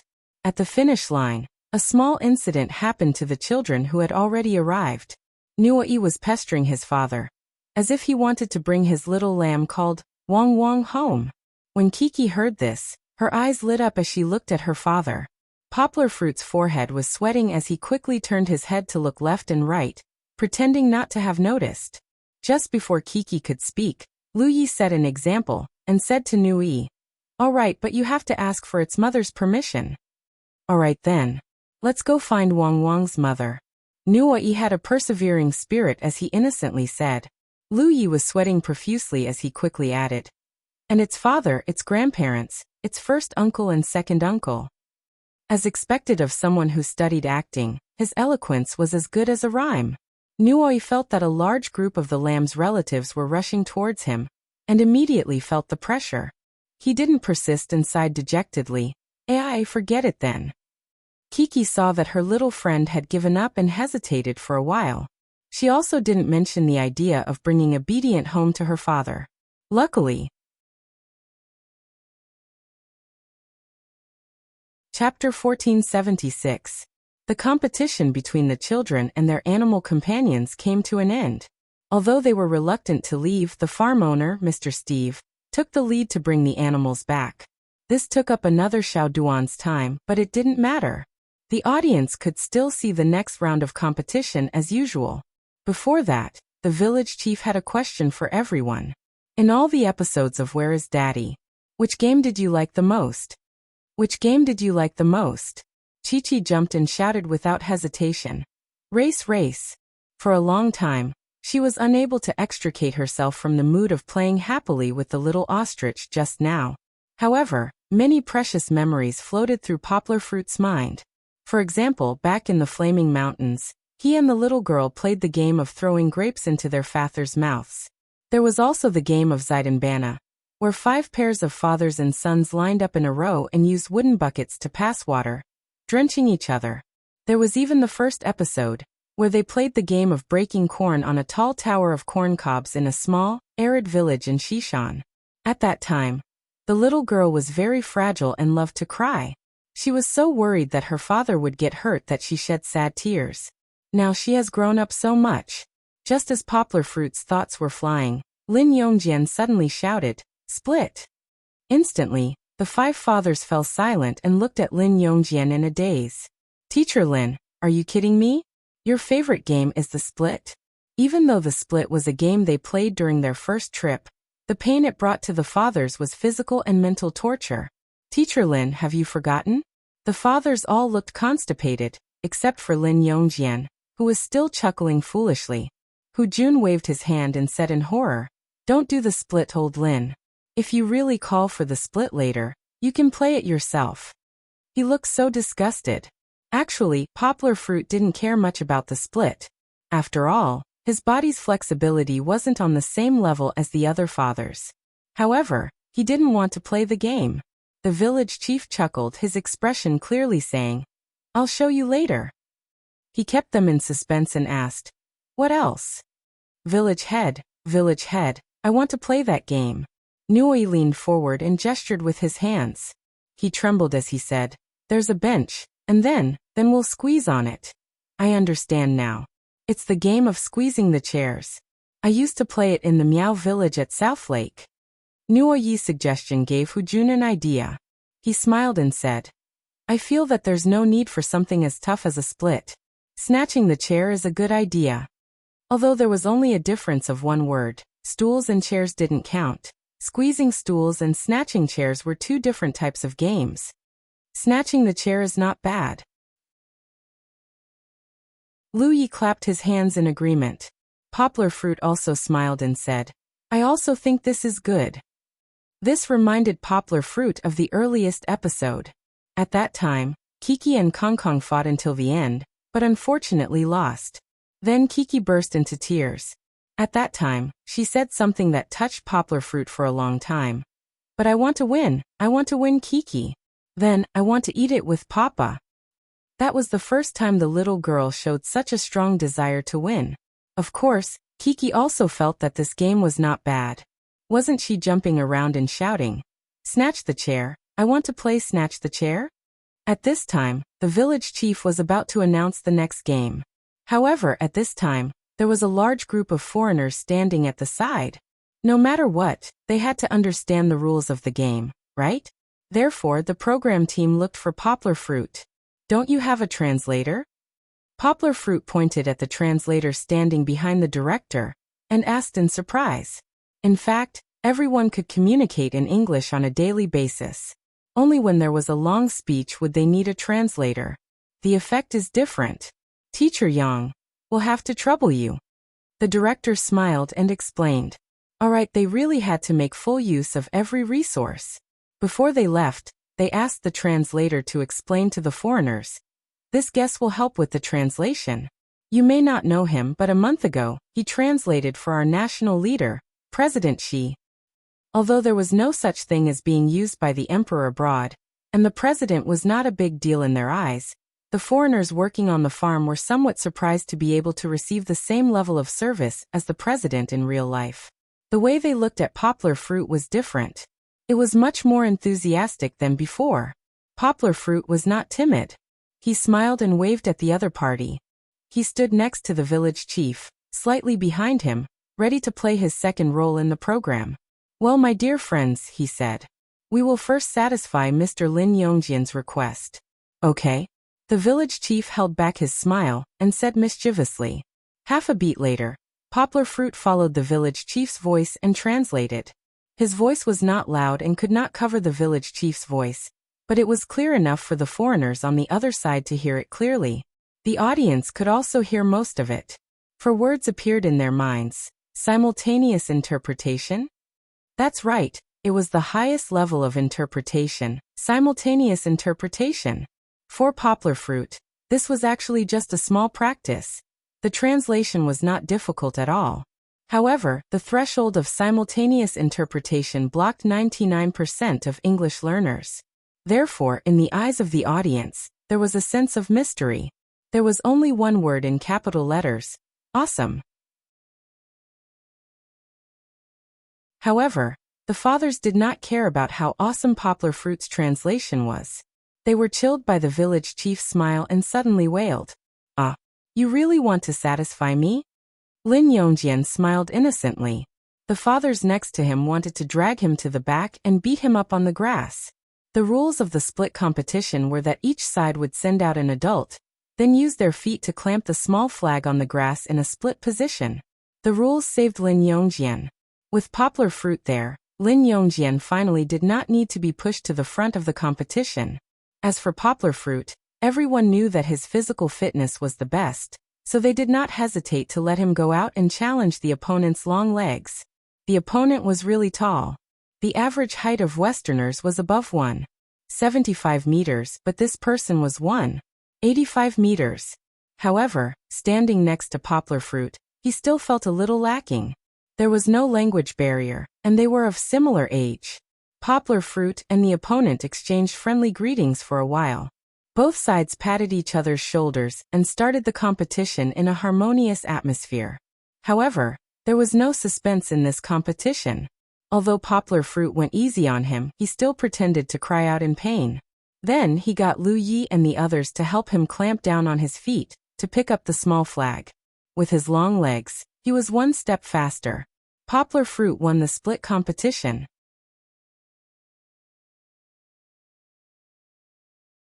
Chapter 1477. Poplar Fruit won for his father's team. Immediately, the morale of the team was boosted. From the looks of it, we Chinese people are not completely at a disadvantage when it comes to our bodies. On Poplar Fruit's side, other than Zhou Shimin who was a hindrance, they were all at least 1.75 meters tall. If you only looked at Poplar Fruit, Lu Yi, and Hu Jun, all three of them were at least 1.85 meters tall.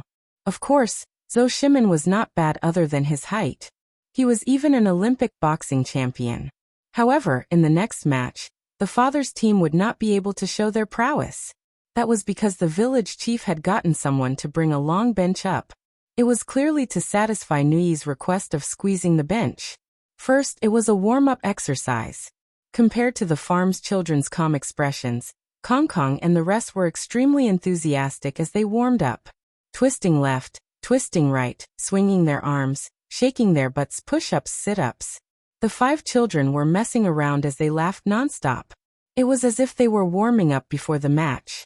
From the live audience, it looked noisy, but the viewers in front of their televisions had a completely different feeling. Under the program team's editing, and with the accompaniment of a healthy song, the children's laughing expressions flashed across the screen. The comical feeling was no less than that of a comedy movie that was especially good at using camera angles. The audience was amused by the children, but the fathers were not at ease. The children were too stupid. They had already exhausted so much of their energy. How were they going to play the next match? Although it was the last episode, they had to enjoy the process of the game and not care about the outcome. Then, if it was a one-sided beating, what enjoyment would there be in the process? Squeezing the bench was not an easy game. It required the 5 children to work together. However, it was difficult for the children at the back to exert their strength by just relying on shoulder-to-shoulder contact. Hence, the arrangement of the team was very important. Kong Kong will sit in first place. Hu Jun was the oldest, so he was often the one making the decisions. He did not care if Kong Kong was his son, as he placed the oldest boy at the front. Kiki will be second, right? She's very strong. Poplar Fruit suggested. Nanuai is third. De Jun and Xian sit at the back. Hu Jun nodded and said. Kiki's monstrous strength was no longer a secret, and the little girl's performance no longer surprised them. His friends sat in a row, and they even hooked their arms around each other. They were already familiar with the place. Poplar Fruit was very happy to see that Kiki still had a sweet smile on her face. Although it was still winter in Australia, Kiki's smile was just like the season at this moment, making people who saw it feel as warm as a spring breeze. On the other side, the Caucasian children also held hands and crowded together, ready to fight. Get ready, said the village elder, waving his hand to give the order. Poplar Fruit didn't forget his task either. He dutifully translated for the other party. Begin. As soon as the village chief and Poplar Fruit finished speaking, the children huddled together. Come on. Good luck. This time Poplar Fruit, the translator, had nothing to do. He quickly threw himself into cheering for his daughter. Ha ha. The little girl squeezed Brother Kong Kong on her left while feeling the pressure from Brother Kong Kong, but she couldn't help but laugh happily. In fact, the 5 little guys were the same. Although they all worked hard, they were affected by the atmosphere and the laughter of their friends. Even if they didn't laugh out loud, the smiles on their faces never stopped. Without watching the competition, just looking at the 5 innocent, pure and cute smiling faces. The scene was beautiful. If only they could be taken out and photocopied into photos, how good would that be? However, Poplar Fruit and the others didn't have time to care at the moment. They were more anxious than the children, as if they were participating in a competition. Kong Kong pushed to the left harder, shouted Hujun Xian, you have to do it. This was Zhou Shimin. His face was as red as his son's, but he felt that Xian could use more strength, so he kept shouting behind his son. Poplar Fruit didn't rush his daughter, but clapped from behind. Kiki, good luck. Kiki, good job. However, the difference between Asians and Caucasians was still quite big. Moreover, the other party's children should be a little older than Chi-Chi's children, and they were also a little taller. Therefore, the situation was slowly tilting towards the other party. At this moment, Lu Yi suddenly had an idea. He clapped and said, Kong Kong Kiki Nui Dajuan Xian. Listen to me. Before he finished speaking, Kong Kong had used too much strength and tried to squeeze through on his tiptoes. He didn't manage to push the others, but instead he was squeezed out by Kiki and the other Caucasian child like a cream sandwich. It's fine. Continue. Hu Jun pulled Kong Kong back and let him take over from behind Xian to continue the competition. Lu Yi didn't give up. He continued shouting. Later, listen to the Father's commands. We will shout, push together, push together. When you hear a push, push together. It was a bit like the old era's chant. However, the effect should be very good. In the past, when they played tug-of-war games, everyone would push together according to the same rhythm. It would definitely be better than a messy team. The dads shouted in unison, let's push it together. Push together. The two words push together were shouted rather quickly, but they would pause for a moment before shouting with a more explosive voice. Push together. Push together. Push together. This kind of very rhythmic shout seemed to have added reinforced cement to the already precarious line of defense of the little guys. They quickly stabilized the situation. They didn't even need to think. As long as they followed the rhythm of the chant and pushed, their strength would be gathered and bring more trouble to the other party. Kiki was sandwiched in the middle. On her left was her opponent, a chubby Caucasian child. On her right were her little friends. The little girl felt uncomfortable being squeezed. However, she still worked very hard. Furthermore, she received encouragement from her little friends and gained strength. She maintained a happy smile as she pushed with all her might. Faintly, it seemed like the children were about to turn the tables. Could they really turn the tables? That was just a fantasy. The opponents were very strong, and they weren't idiots.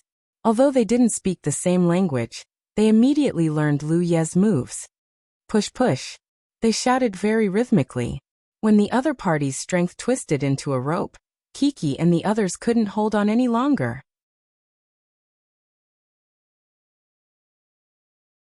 Chapter 1478. Working together, chanting songs, the atmosphere on the lawn was very lively. However, it was a pity that the advantage that Kiki and the other children had worked so hard to accumulate was not enough to turn the tables in the face of a strong opponent. The effect of the same method on the children in the father's team was far inferior to that of the white children. After all, they were not on the same level. The thinnest child was taller than Kiki, and the strongest or fattest child had arms thicker than Xian's thigh. On Chi-Chi's side, Chi-Chi could be considered a general with considerable combat strength, and Kong Kong could barely be considered one as well. As for the rest, Dejun was too weak, just like his father. He wanted to help his friends, but he was powerless. Xian was not bad, but he was too young. He could only be considered half a fighter with potential. As for Nui, this child was here to act cute. So when Kiki and the others were forced to the edge of the bench, the village chief finally called the end of the competition. Poplar Fruit also loudly repeated in English. The white children cheered and jumped off the bench. Kong Kong also regretfully let go of Xian. Kiki only recovered from the intense competition after hearing her father's words. When the village chief called the end of the competition, the little girl did not even notice. However, the remaining children were having fun. They were still yelling and using all their strength. Especially Xian. Little chubby Xian had an unyielding spirit. The video of him getting up after falling down countless times on the grasslands was not staged. Xianxian clenched his little fist, his big face almost squeezed together. He yelled and tried to push to the left. Nuo-yi, who was close to Kiki, felt that Kiki was not using any strength. He stopped in confusion, but Dejun and Xianxian did not. Xianxian used the most strength, forcing Dejun and Nuo-yi to squeal, as if they were about to fall. Kiki was also squeezed, but the little girl raised her head and looked at the photographer in front of her. She was beaming with joy, as if she thought it was fun. The game only ended when the dads managed to pacify Xianxian, who had gone berserk. There was nothing much to say about the winning side. Naturally, it was the farm kids who had the upper hand. Kiki and Kong Kong were a little disappointed, but they didn't care too much about it. If I get it, I'll be lucky. If I don't, it's my fate. Of course, the children couldn't be so calm. However, after experiencing the torment of "Where's your dad?" countless times, the children's immunity had greatly increased. Next, the village chief asked people to move over 10 wooden stakes and placed them in a circle. There was no need to guess what kind of competition this was. It really was chair snatching. Poplar Fruit and Hujun looked at each other and couldn't help but smile bitterly. They really didn't agree on this beforehand. However, if it weren't for the fact that they were filming the show themselves, they would have suspected that the guests were colluding with the production team. Obviously, the production team's creativity wasn't that simple. While the village chief was laughing weirdly, boxes of high heels were brought over. Next, it's our dad's chair snatching competition. The rules of the game are that every contestant has to wear high heels and walk around the big circle while listening to the music. The village chief introduced the rules. We have to wear high heels. A group of men wearing high heels? Poplar Fruit looked constipated as he reluctantly translated the rules. The White brothers on the farm were laughing so hard that they couldn't take it anymore. Each of them chose a pair of high heels that fit their feet. Poplar Fruit found that there were really high heels that fit his big feet. He really didn't know if the production team had ordered some men to make high heels that were suitable for men, or if they had sold out all the large high heels that couldn't be sold out. Poplar Fruit felt that it was very likely the latter. After putting on the high heels, not to mention the others, even Poplar Fruit himself was a little unsteady. It took a while for him to get used to it. Fortunately, it wasn't high. The height of the heel was only about 5 centimeters. "Papa, I'm worried. I'm worried that it will break." The little girl was very sensible. She held her father's hand and took care of him like she was taking care of an old man. Poplar Fruit smiled and said, "It should be okay. Papa will be careful." Her father walked steadily. Kiki was still a little scared and said, "I think high heels are too scary. It must be very uncomfortable to walk." Hujun walked over and said with a smile, "Don't feel scared. You will wear them every day in the future." "Why? I don't like high heels." Kiki pouted and said unhappily. "Why? Was there a reason? Which woman didn't wear high heels?" Even Fong Beibei, who was usually the most simple and didn't dress up, had 2 pairs of high heels in her shoe cabinet. Zhou Shimin staggered over and said with a smile, "I think Kiki may not need to wear high heels in the future. She will grow tall in the future. Why would she need to wear high heels?" Chi-Chi immediately became happy. She giggled and said, "That's right, I'll be able to grow taller in the future. I will be taller than Papa." "No, don't be taller than Papa." Poplar Fruit quickly waved his hand and said with a smile, "Papa will be satisfied if you are 1.7 or 1.75 meters tall." In the domestic environment, it was difficult for tall girls to marry. If Kiki grew to 1.9 meters, wouldn't her boyfriend be at least 2 meters tall? Perhaps. Only Yao Ming's height was worthy of such a tall girl. However, Kiki would definitely grow tall in the future. Poplar Fruit himself was 1.88 meters tall, and Kiki's biological mother was not short either. Although Poplar Fruit didn't have much contact with her, he estimated that Wuyu was at least 1.7 meters tall. With such an excellent gene combination, coupled with adequate nutrition since childhood, Kiki would definitely be more than 1.75 meters tall. Ho ho, as long as the little girl didn't eat until she was fat, She would have a model-level figure when she grew up. However, Kiki didn't have any concept of this now. She blinked her big eyes in confusion, looked at her father, and asked, "Papa, if I am so tall, do I still need to wear high heels?" Haha, wearing high heels or not has nothing to do with being tall. Poplar Fruit patted his daughter's little head and said with a smile, "If you like it, wear it. If you don't like it, don't wear it. No one will force you." The little girl was happy. She immediately waved her hand and said, No, I don't like to wear it." "Silly girl, when you grow up, you probably won't say that anymore. No matter how tall you are, which girl will be able to resist the temptation of high heels? In the world, there is no girl who will complain that her legs are too long, right? There is no such thing as the longest, only longer. You will know in the future."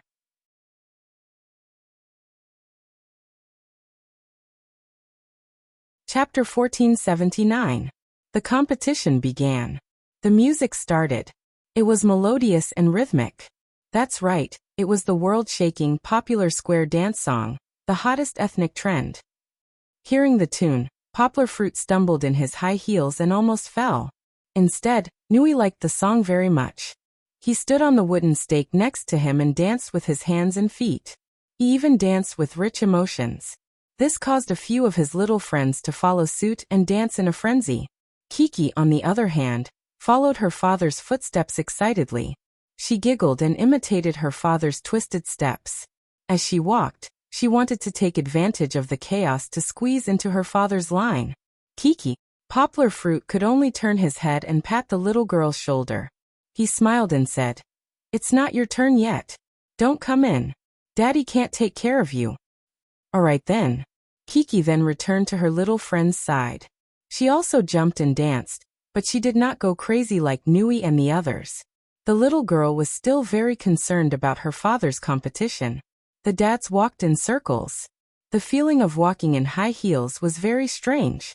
It was as if they were forced to walk on their toes. The big strides that could have been very manly became awkward. Of course, this feeling of discomfort was the same for both the guest dads and the white dads. However, while the white dads were paying attention to their feet, the guest dads were focused on acting cute. Especially Lin Yongjian. His dance was like a little swan. He wished he could lift one of his feet above his head.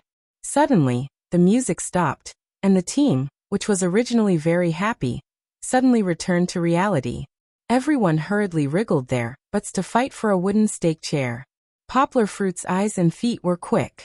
His body flashed and rushed in front of a white guy to occupy a wooden stake. The latter could not say that Poplar Fruit stole his position because he was still a meter away from the wooden stake. Everyone sat down. The white guy who fought with Poplar Fruit for a wooden stake stood there stupidly. Lin Yongjian also did not get his own wooden stake in the father's team. Lin Yongjian had been dancing so happily just now that everyone had forgotten about his nickname, Black Hole. His reaction speed and even his luck were too bad. "I'm out." He stood blankly in the middle for a while, then waved his hand in a carefree manner with a smile, and left the competition circle. "Papa is the best." Outside, Kiki was overjoyed. She ran to her father on the other side, and threw herself into the arms of Poplar Fruit, who was still sitting on the wooden stake. Ehe. Poplar Fruit also smiled proudly. He didn't care about anything else, but his daughter's praise was the best reward for him. There wasn't too much time for regret or happiness. A new round of the competition had begun. This time there were only 5 wooden stakes left. This time the song was Jiangnan style, that the whole world was familiar with. The explosive sound came from a small speaker at the side, and the scene was instantly ignited. Under the influence of Jiangnan style, whether it was the guest fathers or the white dads, they all stepped on their high heels excitedly and danced passionately on horseback. The scene of them wearing high heels and dancing on horseback was too beautiful. Even the little guys beside them were laughing so hard that they couldn't stand straight. Kiki had to hold on to a wooden stake to stand firm. However, while everyone was happy, there were 2 people who seemed to be isolated from the world, and were not affected at all. Nuoi hugged Kong Kong's shoulders from behind and hung himself on Kong Kong's big brother. He even shouted, "Wifey, wifey."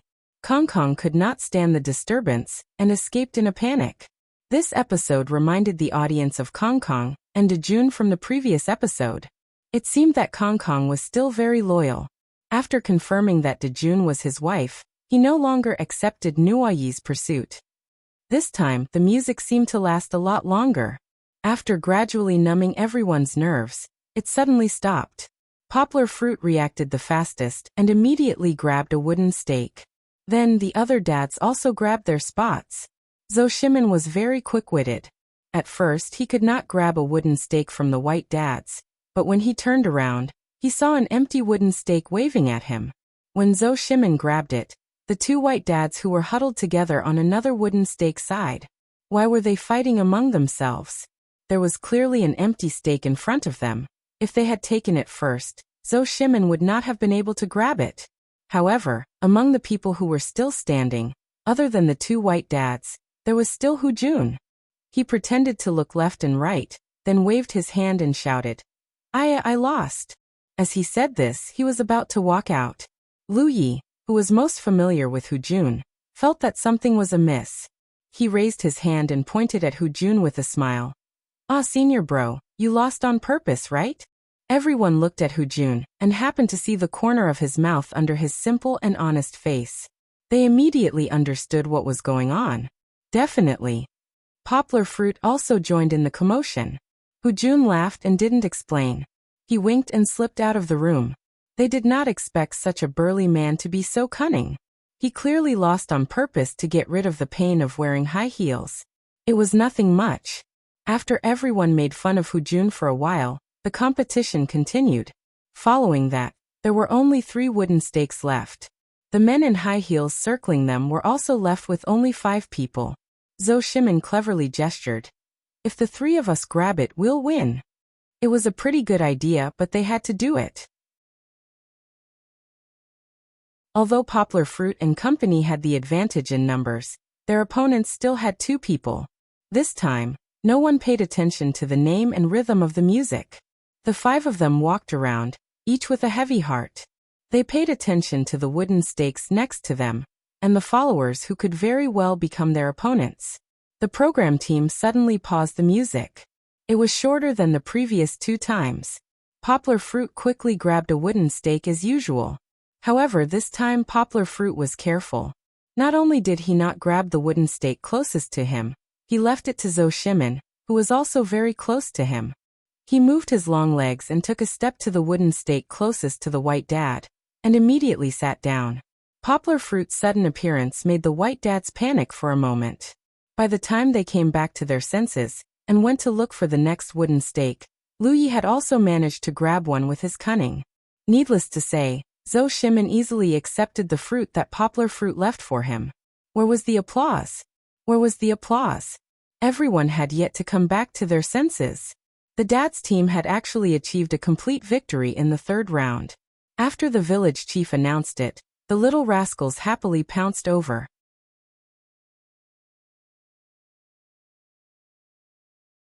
Chapter 1480. Poplar Fruit, Zhou Shimin and Lu Yi.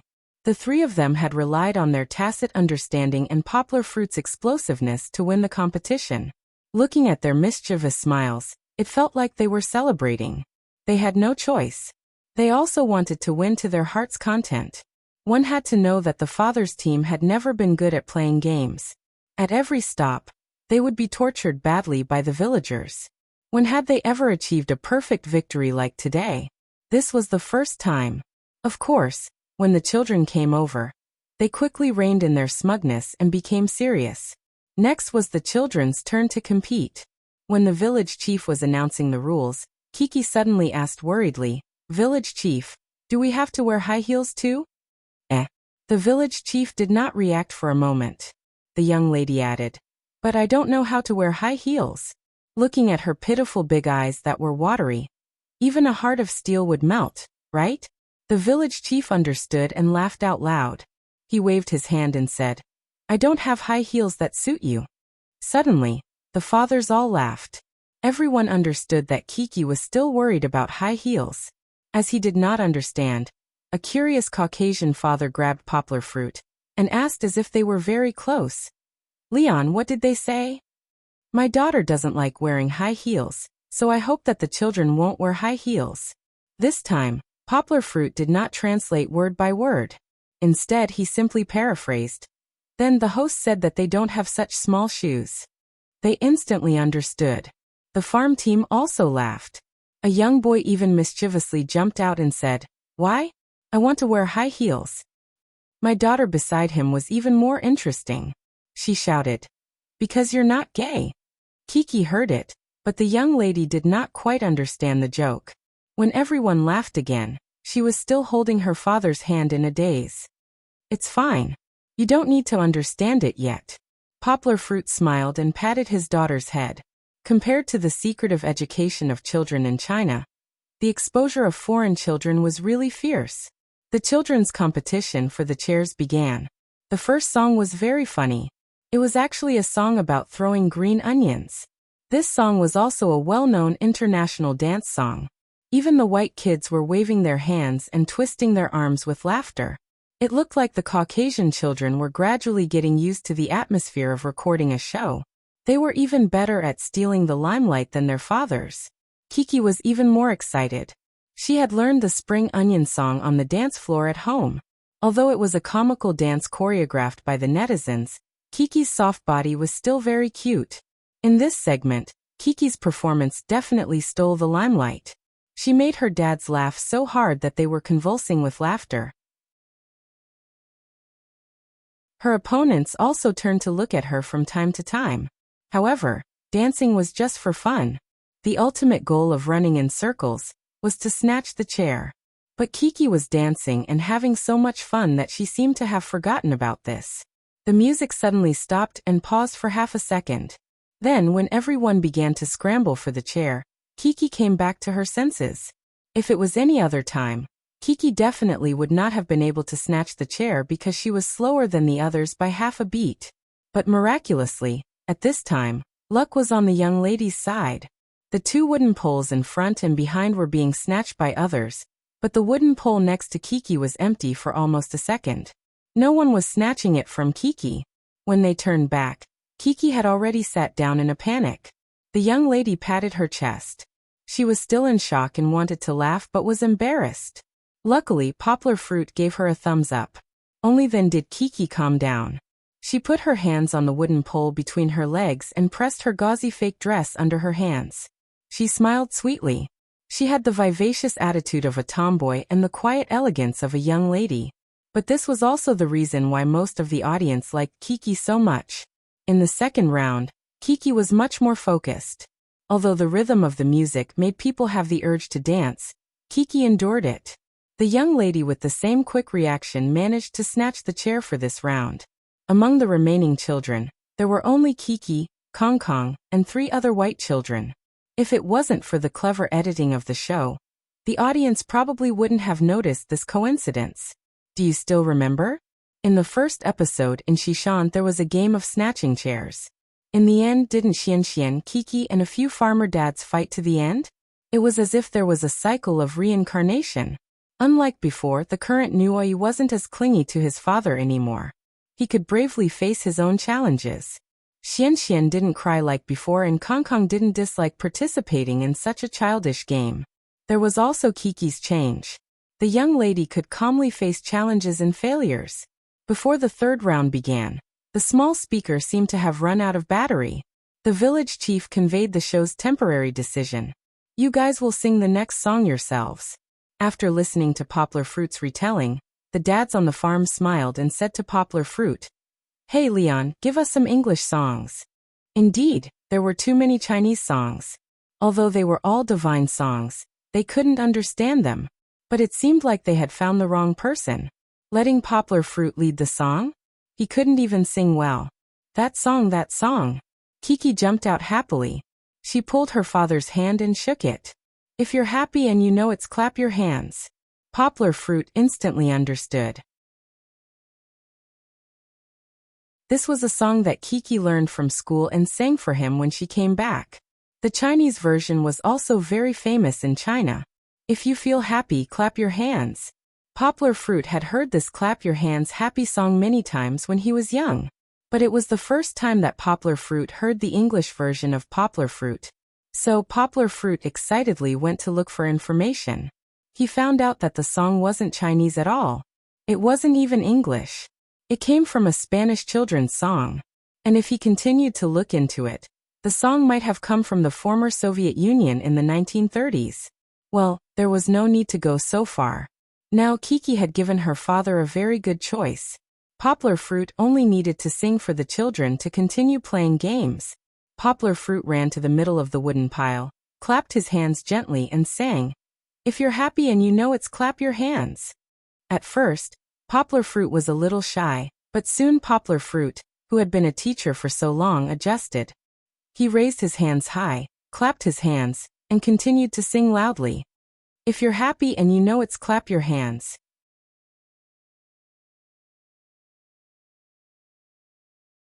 Chapter 1481. The song that Poplar Fruit sang was not very pleasant to the ears. Luckily, it was not out of tune, but because it was so common, it resonated with everyone. The children followed the rhythm of Poplar Fruit's hand clapping happily. A few of the Caucasian fathers even clapped and sang along with Poplar Fruit. Of course, Lu Yi and the rest did not show any weakness.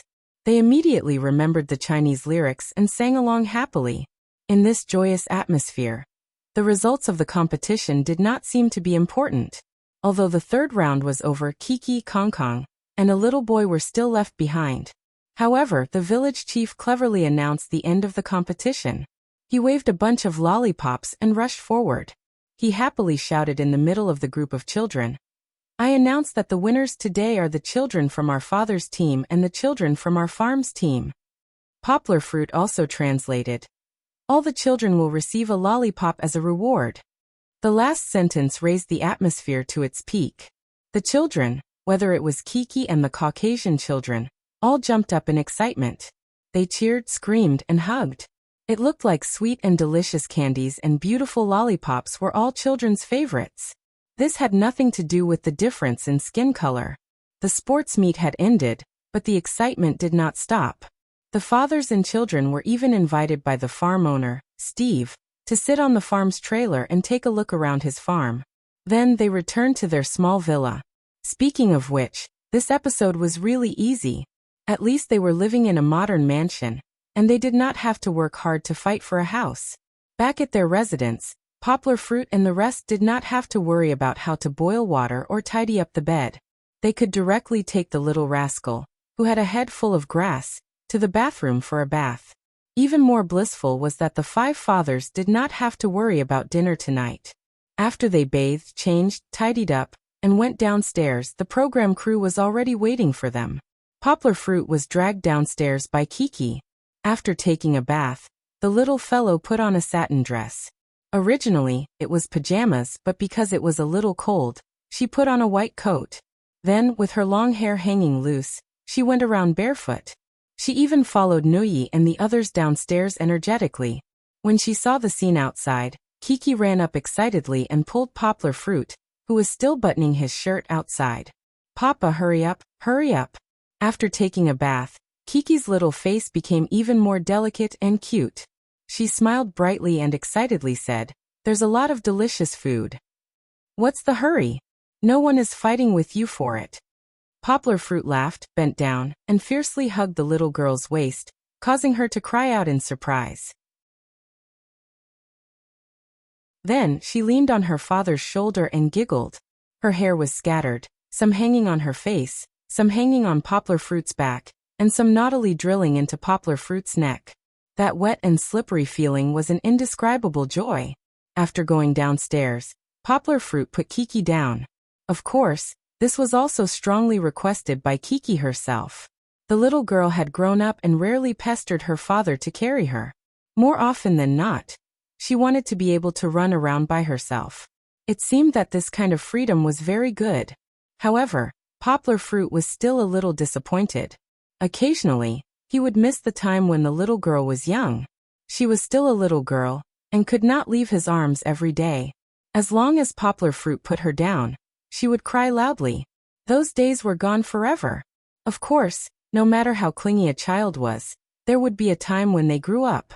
Poplar Fruit only felt that it was a pity that Kiki grew up too quickly. Perhaps in the future, when he had a new little fellow with Fong Bei. Poplar fruit would once again be able to recall that kind of happiness of being needed all the time, right? Of course, Kiki was still sticking to her father. Although she did not want her father to carry her, when she went out, the little girl was reserved for a moment, and did not run crazily anymore. Instead, she stood beside her father like a little lady and stuffed her little hand into her father's big hand. Today's dinner was super sumptuous. A long table was filled with all kinds of Western barbecue, seafood chowder, vegetable salad, fruit platter, and so on. There were also bouquets of decorative flowers and candlesticks. The faint and bright flames looked so charming under the night sky. However, the little fellows seemed to only pay attention to the delicious food. Poplar fruit and Kiki greeted the village head, Jun and Kong, who had already finished their meal, and came over early. They pulled out chairs and sat down. The little girl leaned over to her father's ear and said, "Papa, look, isn't it super delicious?" "Oh yes. Later, you can eat whatever you like. Just treat it as a buffet," Poplar fruit said with a smile. "I like to eat buffets." Kong ran over and leaned on the table to chat with Poplar fruit and Kiki. She said, "The last time we went to a buffet together, there were so many delicious food. You can order whatever you want. I've eaten before. Little fat lamb, big fat cow, and seafood buffet," the little girl said with great familiarity. Her memory was much better than Kong's. The previous experience of Poplar fruit taking her out for a meal was still vivid in her mind. "Aya, you're making me want to eat," Kong said with a smile. Of course, they had to wait for everyone to come down before they started eating together. Soon, the other fathers and children gathered together, and their seats were changed several times. In the end, the children sat in groups of 2 or 3 while the fathers squeezed in. Before eating, the village head gave a small task to the fathers. While they were thinking, the lively dinner finally began.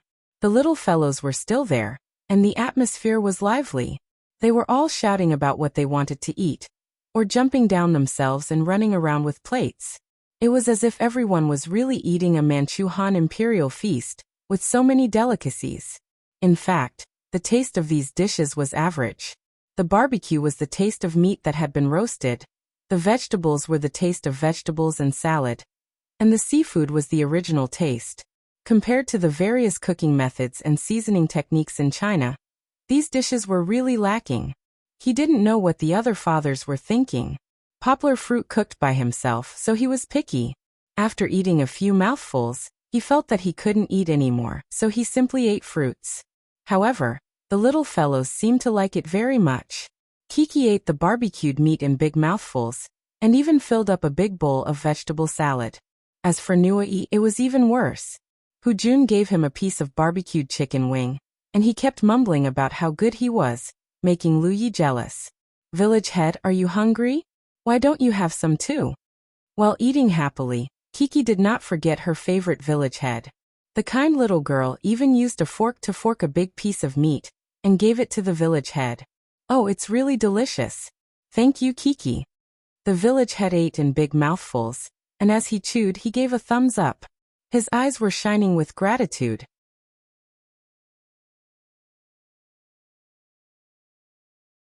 Chapter 1482.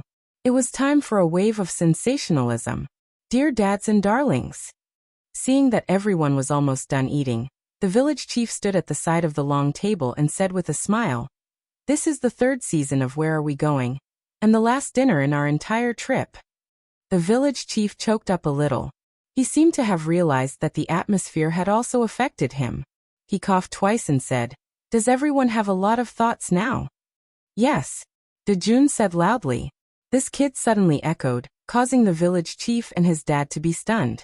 Lin Yongjian looked at his son with some doubt. "Then Jun, tell us your thoughts." The village chief laughed.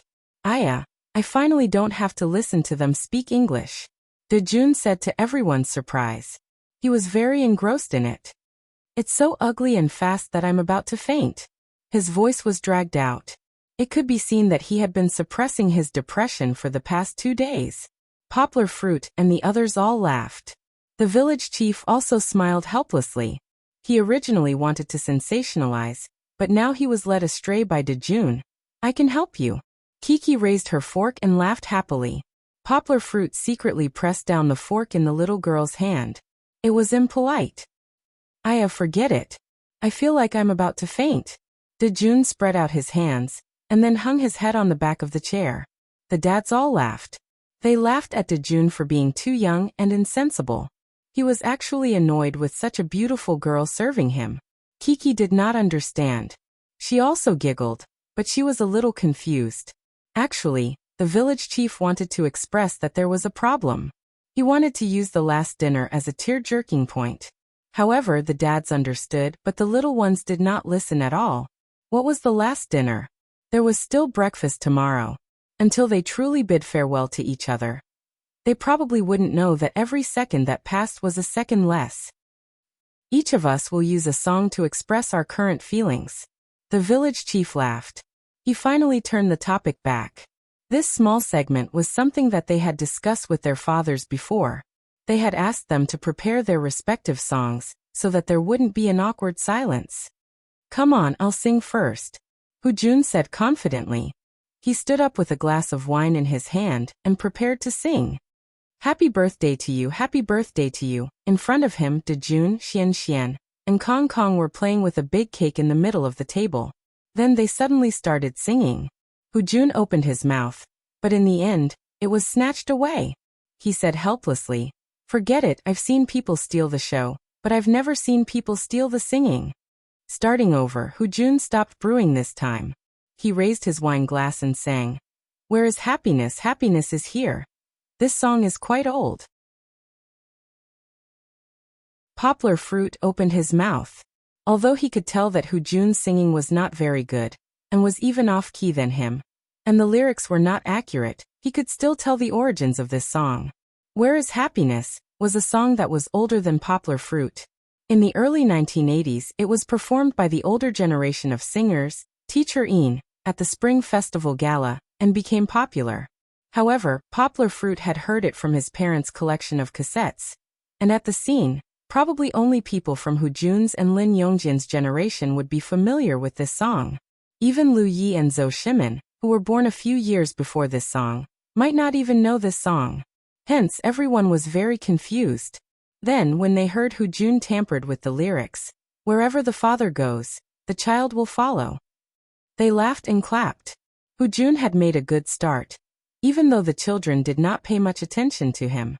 The energetic boys were already running around and making a ruckus. Only Kiki, who had not eaten her fill, sat beside her father like a lady and listened to the adults sing. Sing about my current mood last supper. Lu Yi also stood up, but no one knew that this joker would sing the following song that did not match the tune. Tonight's cold wind has torn my heart to shreds. Hurried footsteps. I won't return until I'm drunk. Lu Yi even lifted one hand and strummed the other in front of him, as if he was playing a guitar. The hazy drizzle has its hazy beauty, another cup of wine. Especially good. Especially good. We've reached the climax. Hujun smiled as he stood up. He raised his wine glass and drank a toast. At this part, the fathers were feeling a little emotional, but the children were still giggling, as if they did not feel the sadness of their father's parting. This was also right. Lu Ye's song, The Man in Pain, seemed to be sung for the five fathers. Over the past few trips, although they were busy taking care of the children, they had a lot of communication. They had even left the five fathers of the children to do missions several times, which made them very good brothers. Regardless of whether the age gap was a little big or not. Between brothers, shouldn't they drink and cry? Poplar Fruit's eyes were a little red. The little rascal did not notice. She grinned and smiled brightly. Papa, I think Uncle Lu Yi sings very well. Seeing the commotion, the village chief smiled and looked at Poplar Fruit, saying, Next it's Poplar Fruit's turn. Poplar Fruit stood up with his wine glass raised in embarrassment. He smiled and said, Everyone knows that my singing isn't very good. The fathers all laughed. Kiki was also laughing uncontrollably. The little rascal really did not give her fathers any face. However, this was also something that everyone knew. The netizens even gave Poplar Fruit a nickname, Singing God. It meant that he was a singing lunatic. His tune was not something that a normal person could sing. It's all right. No matter what you sing today, we will listen to it. The fathers all clapped to encourage Poplar Fruit. Poplar Fruit smiled and said, "All right, I've also prepared a simpler song. It's a song that we all know when we graduate from school." Outside the pavilion, beside the ancient road, fragrant green grass. Poplar Fruit finally did not go out of tune. This song was like a drawn-out poem. It couldn't be any simpler. If Poplar Fruit still sang it wrong, Venerable Hongyi would probably jump out from the ground and knock on his head. This song was too familiar. Almost everyone in China who had studied would be able to hum it. A goblet of turbid wine consumes the remaining joy. Farewell to the cold dreams tonight. In this poetic lyrics and sad tune, Poplar Fruit's gentle singing was like the night breeze. It was very gentle, but it captured everyone's hearts. In the end, it still had to end. Just like this song, just like this season's program, just like this book. Papa, I feel so bad. Kiki's face was covered in tears. She grabbed her father's pants and said with a choked voice.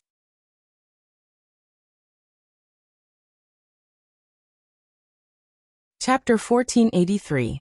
The little girl's reaction was completely different from Kong Kong and the rest. The boys were going crazy from playing. They were chasing after each other like four demon kings. On the other hand, Kiki's sad narration and her watery eyes that looked like they were about to cry made the fathers surprised. Then they could not help but laugh. "What are you sad about?" Poplar Fruit also laughed. He patted the little girl's head and asked, "Do you understand what Daddy is singing?" To be honest, this song was very abstract. It was like an ancient Chinese poem. It used scenery to express emotions and objects to describe people. It did not even have the word sorrow. But it filled every note with sorrow. People who did not have a deep understanding of ancient Chinese, or did not have a deep understanding of Chinese, would find it difficult to understand. No matter how smart Chi-Chi was, she was only a little over 4 years old. How could she understand the deep emotions hidden behind words so thoroughly? "I don't understand." The little girl pouted and shook her head, saying, "But I feel very touched." "Ha ha ha ha. It's right to be touched. It's right to be touched." Poplar Fruit and the rest laughed again. Kiki was too cute. She could hear the emotions in the tone. It was vague, but it made her heart ache. It was not easy to see such an adorable contrast between the two of them. Poplar Fruit saw his daughter's puzzled look and gently smiled at her, saying, "It's fine. You will understand in the future." The reason why he didn't explain it to Chi-Chi wasn't because Chi-Chi wasn't that old yet, but because he didn't really want the little fellow to cry her eyes out right now. How nice would it be if she could laugh heartlessly like Nu Yi and Dejun? "All right, who's next?" The village chief smiled. Hu Jun's ancientness, Lu Ye's exuberance, and Poplar Fruit's profoundness all had their own characteristics. The audience did not pay much attention to this segment at the beginning, but at this moment, the viewership ratings gradually rose. Everyone was very curious about how the fathers would perform next. Teacher Lin. Zhou Shimin smiled. "He's prepared a wonderful performance, really." Lin Yongjian did not decline. He stood up with the wine in his hand.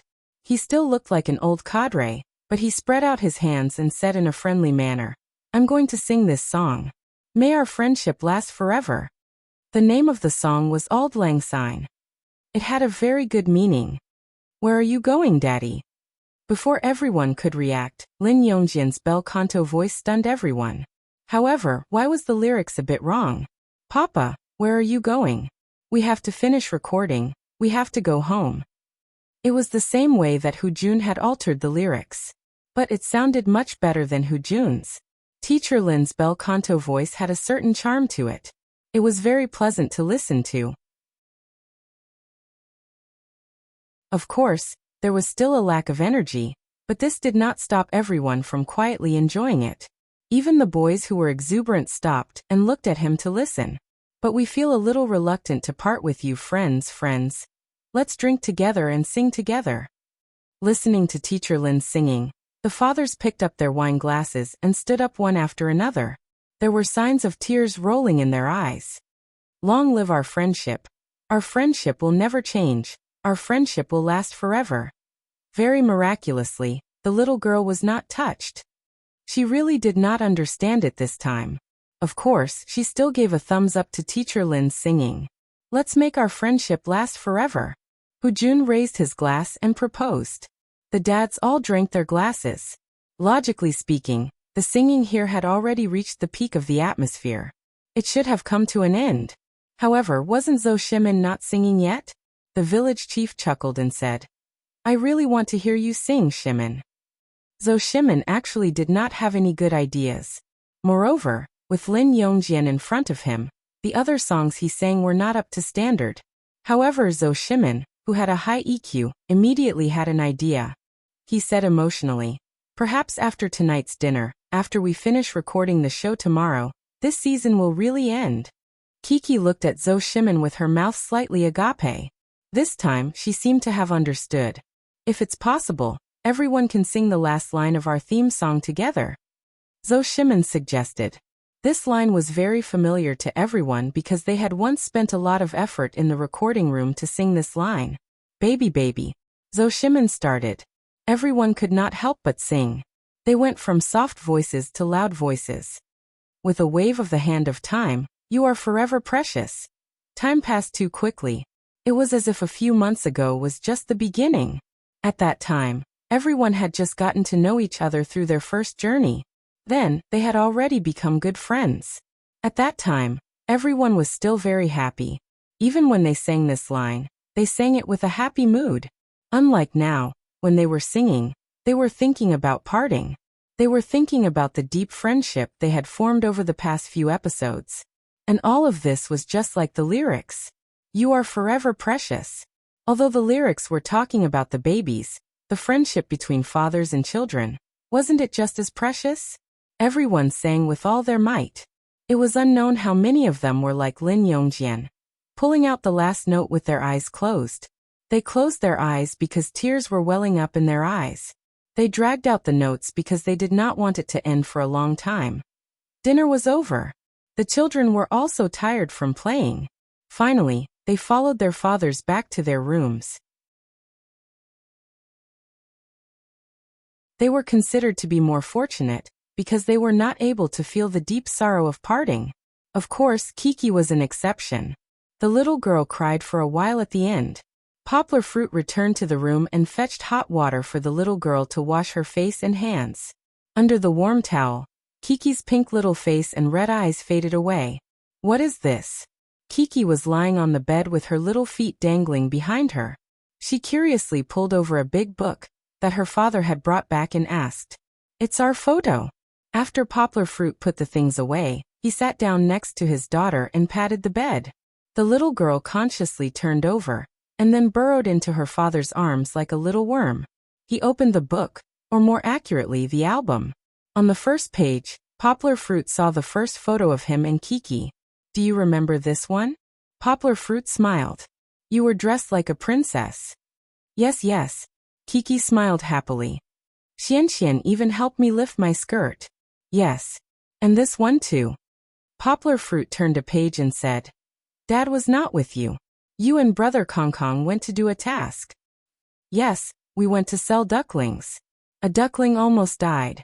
Kiki was a little nostalgic and smiled happily. But Papa, do you know? That duckling didn't die. It came back to life later. Poplar Fruit nodded and looked at the little girl with a smile.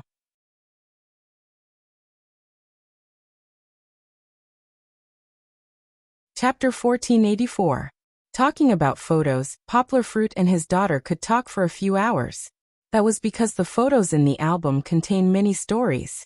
Poplar Fruit and Kiki's memory was still super strong, so the conversation was a bit endless. Fortunately, Poplar Fruit also remembered a small task given by the production team. At an appropriate time, Poplar Fruit cut in and asked, Kiki, after the show is over, will you miss Kong Kong, Dajuan, Nuoi, and Xianxian? Yes. Kiki's voice was a little low. It was unknown whether it was because she was tired or because she couldn't lift her spirit.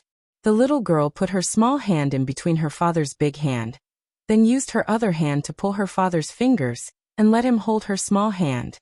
I will miss them very, very much, Kiki said softly. But didn't Papa say before? Even if we don't record the show, We can still meet and play together in the future. Poplar Fruit smiled and nodded. Yes, if there's a chance in the future, Papa will bring you to play with them. Kiki was tired. She had played very happily today. Moreover, she had just come back after 9 o'clock. The younger Xianxian and Nuai were so tired that they fell asleep on their father's shoulders, and were then carried back. Kiki's physical fitness was better, but she couldn't avoid it. After coaxing the little girl to sleep, Poplar Fruit took the phone that he had asked for when the production team distributed the photo album. He walked out of the door, passed through the corridor, and went to the balcony outside. He wanted to call Fong Beibei. Usually he had nothing to do at home, but now Fong Beibei had come to Australia with him. Although the production team's staff and the other children's mothers were accompanying them, they were still unfamiliar with this place. Poplar Fruit had to be concerned. In the end, when he turned on his phone, a bunch of text messages kept ringing. Usually, whenever he recorded a show, there would be a lot of missed calls. However, this time, Yang Guoshun looked at it and found that Zheng Yujie had called him so many times that his phone almost exploded. Starting from 12 o'clock in the afternoon, he called every few minutes until 5 o'clock in the evening. What happened? Poplar Fruit was shocked. He knew that Zheng Yujie was not the kind of person who would call nonstop. In the past, whenever Poplar Fruit turned off his phone and refused to answer her calls, the cold and aloof sister Zheng would throw her phone aside and wait for Poplar Fruit to call back. In the end, Poplar Fruit would apologize obediently. Based on her personality, she wouldn't be so agitated unless something big had happened. Poplar Fruit was also a little flustered. He called Zheng Yujie back first. It was 10 o'clock. There was no time difference between Beijing and Perth, so it should be 10 o'clock in Guangzhou as well. Plus, Zheng Yujie definitely wasn't asleep at this time. Beep, beep, beep. The phone rang for a long time. Poplar Fruit anxiously shouted in his heart. Hurry up and answer the phone. Finally, just as the phone was about to hang up, Zheng Yujie's voice finally came from the receiver. Hello. It wasn't the slightly confused hello that most people would say on the phone. Instead, it was a slightly raised hello that sounded a little happy and a little angry. What happened? Poplar Fruit heard Zheng Yujie's voice. It sounded like there was no big problem. His hanging heart was half relieved. He asked, Why did you call me hundreds of times? You still have the nerve to say that. On the other end of the phone, Zheng Yujie seemed to heave a sigh of relief. She immediately returned to her usual tone and said, I called you this morning, but you didn't answer. My phone was turned off. How was I supposed to answer it? Poplar Fruit laughed. How would I know? Zheng Yujie said rudely. She then stammered. I called you this morning, and I called you this afternoon. Your phone was turned off. Who knows, did you blacklist me? Poplar Fruit checked his phone. There were too many text messages. Only now did he realize that Zheng Yujie had called him this morning. What Poplar Fruit didn't know was that Zheng Yujie had called him yesterday as well. However, at that time, Poplar Fruit's phone had been turned off and taken away by the program crew. Zheng Yujie panicked when she realized that Poplar Fruit's phone was still turned off in the afternoon. Not only did she call him the whole afternoon, she even hid at home at night. Her eyes were swollen from crying. This was something that Poplar Fruit didn't know. I didn't record the show. I'm still in Perth. Poplar Fruit laughed. Don't worry, I won't block you. Why would I block you? Poplar Fruit didn't understand why Zheng Yujie was suddenly so sensitive. Wasn't it because Poplar Fruit was a little too cold to Zheng Yujie? After the quarrel, he didn't call Zheng Yujie. Although this was also because he was very busy, had guests at home, and had to go abroad. Where is Perth? Zheng Yujie changed the topic. It's in Australia, a big city in Western Australia. Poplar Fruit laughed. Kiki and I even pretended to be primitive people. Poplar Fruit described their experience in Western Australia. Of course, Poplar Fruit also deliberately avoided the sensitive topic of Fong Beibei. I want to watch this episode. Zheng Yujie laughed. Maybe I'll want to come to Perth for a vacation in the future. Maybe you won't want to come to this place in the future. Because someone will show off their love here. Well, back to the topic. Poplar Fruit asked puzzledly. You called me. Is there something urgent? Yes. But can't I call you if there's nothing urgent? Zheng Yujie said with a raised voice. She found that poplar fruit was still the original poplar fruit, so she felt relieved. Hey, that's not what I meant.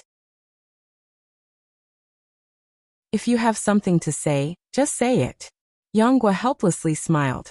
Zheng Yujie stopped fooling around and said seriously, there's a meeting next Friday. You have to come back to the company. Friday?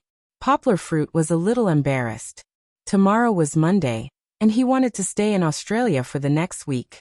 It was rare to have a vacation with Fong Beibei.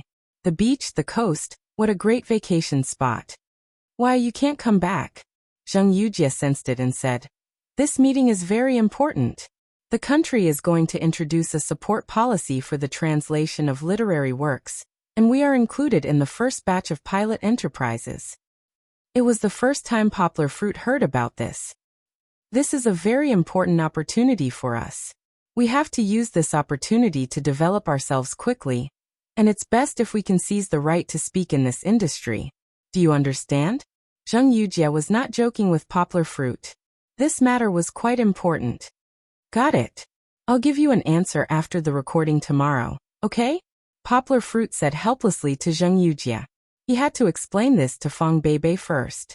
If this was the case, their vacation would be ruined.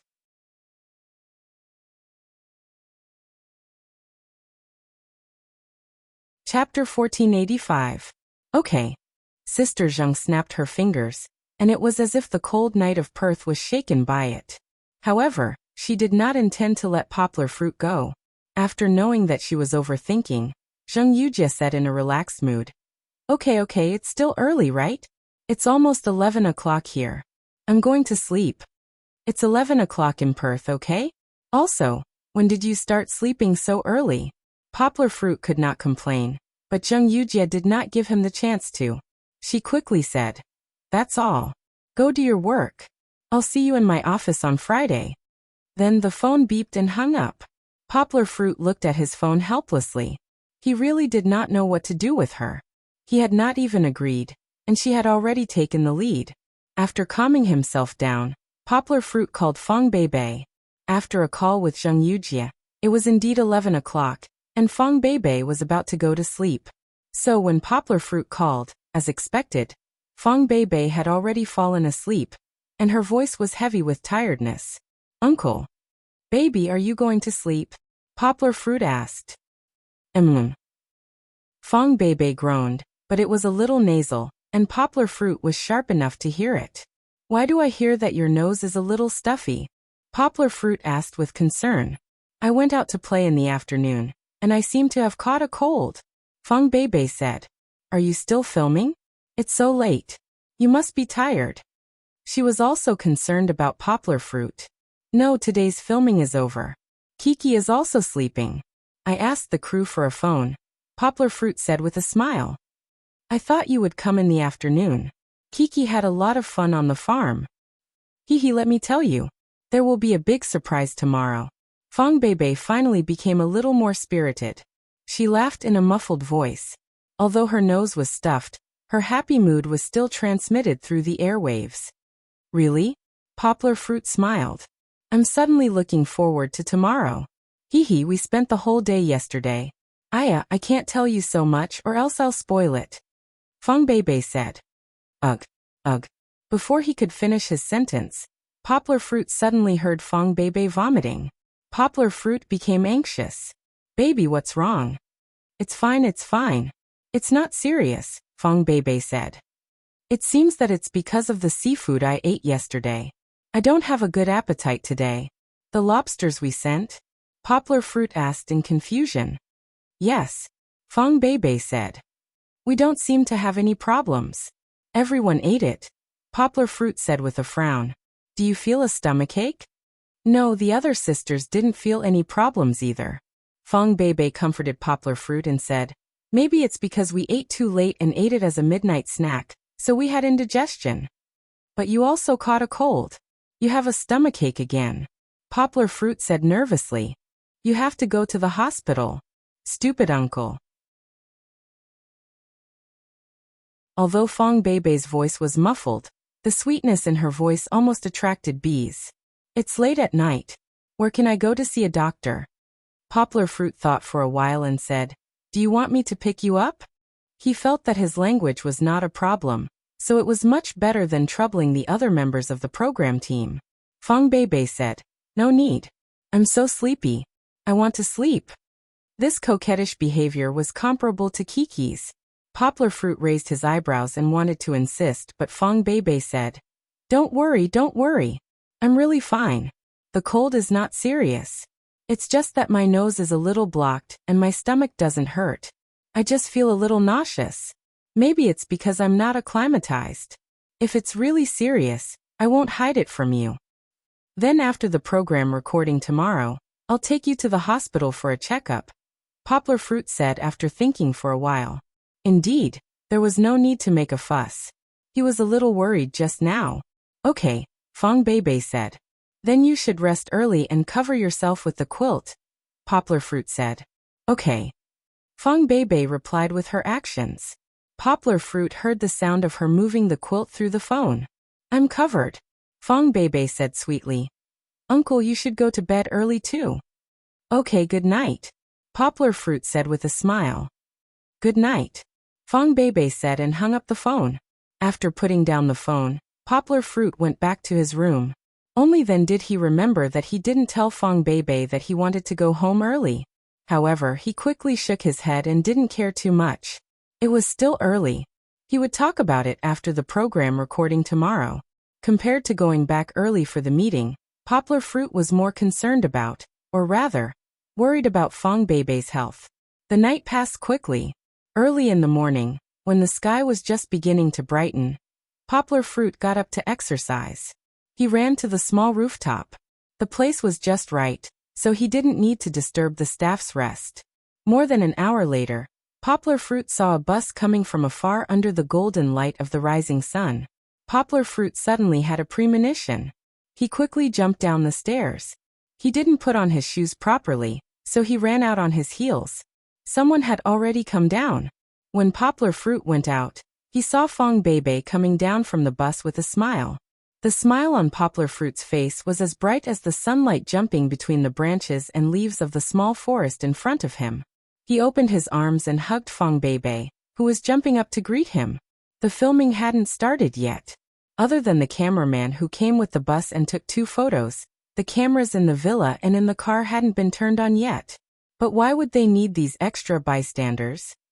Love was contained in the hearts of the 2 people. It was expressed in the eyes of the other person, and there was no more mixing. Do you feel better? Poplar Fruit asked gently. Fong Beibei said happily, Listen to my voice. Her nose was not blocked, and her voice was clear and pleasant. How about your stomach? It's also better. It's just that I don't really want to eat seafood now.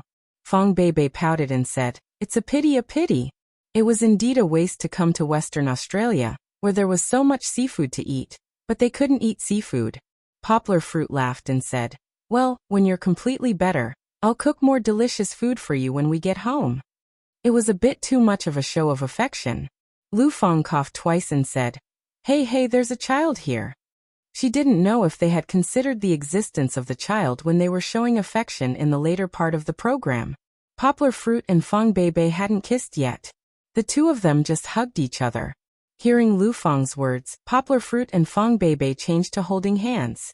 He smiled and said, Good morning, sisters-in-law. And also Jiu Nina Hao. Hello.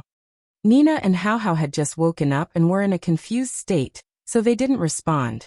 But the eldest girl, Jiu openly greeted Poplar Fruit.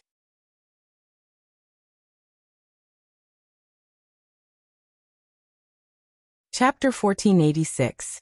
The arrival of the group of mothers brought fresh and lively air to the sleepy villa. Of course, that was after a round of laughter. Except for Poplar Fruit, who always got up early, the other 4 fathers were still curled up in their warm beds. There was no shooting in the morning, so they slept in. With a smirk on his face, Poplar Fruit pointed to the rooms where each family was. Then, ignoring the surprised and happy cries behind him, he pulled his wife and ran back to his room with a smile. Ma, Kiki, who had slept enough, was woken up by the noise of the door opening. The little girl poked her head out of the bed, squinted her eyes, and screamed in surprise. "Kiki, you're awake?" Fong Beibei threw poplar fruit down and threw herself on the bed with a smile. She looked at the little girl's big eyes and laughed together. "Ma, you're here so early." The little girl reached out and hung it around Fong Beibei's neck. She pressed her body on the bed and stretched lazily. Then she giggled. "I came to see you. Mama missed you and Papa. Did you miss Mama?" Fong Beibei laughed. Kiki nodded and said seriously, "I missed you so much." "My dear Mama, let's see if you're telling the truth," Fong Beibei said with a smile, and then got a kiss from Kiki.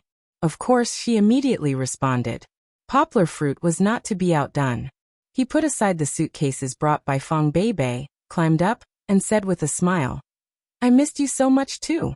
Fong Beibei pressed one hand on Poplar Fruit's chest, separated him, and said with a naughty smile, "No. You're sweaty, go take a shower, go. Go. The little girl burrowed into Fong Beibei's arms. Now that she had someone to rely on, she waved at her father and smiled secretly. "Why didn't you say anything when you hugged me just now?"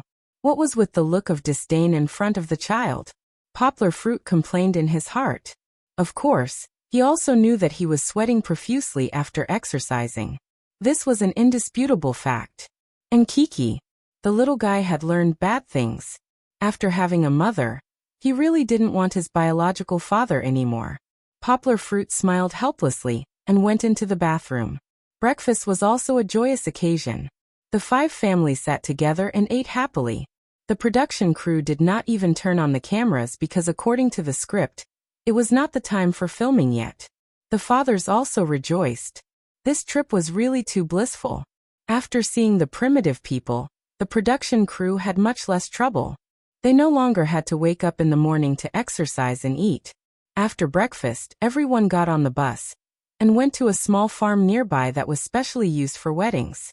The clean lawn, the bright green, and the neat and flat construction made it look like the home ground of Real Madrid Bernabeu. What could not be ignored was the neatly placed vertical flower racks. Bunches of white flowers decorated the top, and green vines hung down to cover the flower racks. It made people feel as if the flowers had appeared out of thin air. The 2 rows of flowers formed a wide and straight path.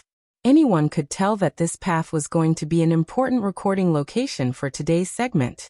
Behind the path was a relatively new glass wooden house. From the outside, it looked a bit like the kind of houses that Western tycoons lived in movies. It was very modern, and the brand new feeling of the wood made people feel that they could live in it and feel the fragrance of the forest. Of course, when Poplar Fruit and the others walked in, that was not the case. It was actually empty inside. There was a large living room with a few rows of sofas. It was probably for them to sit on while they waited.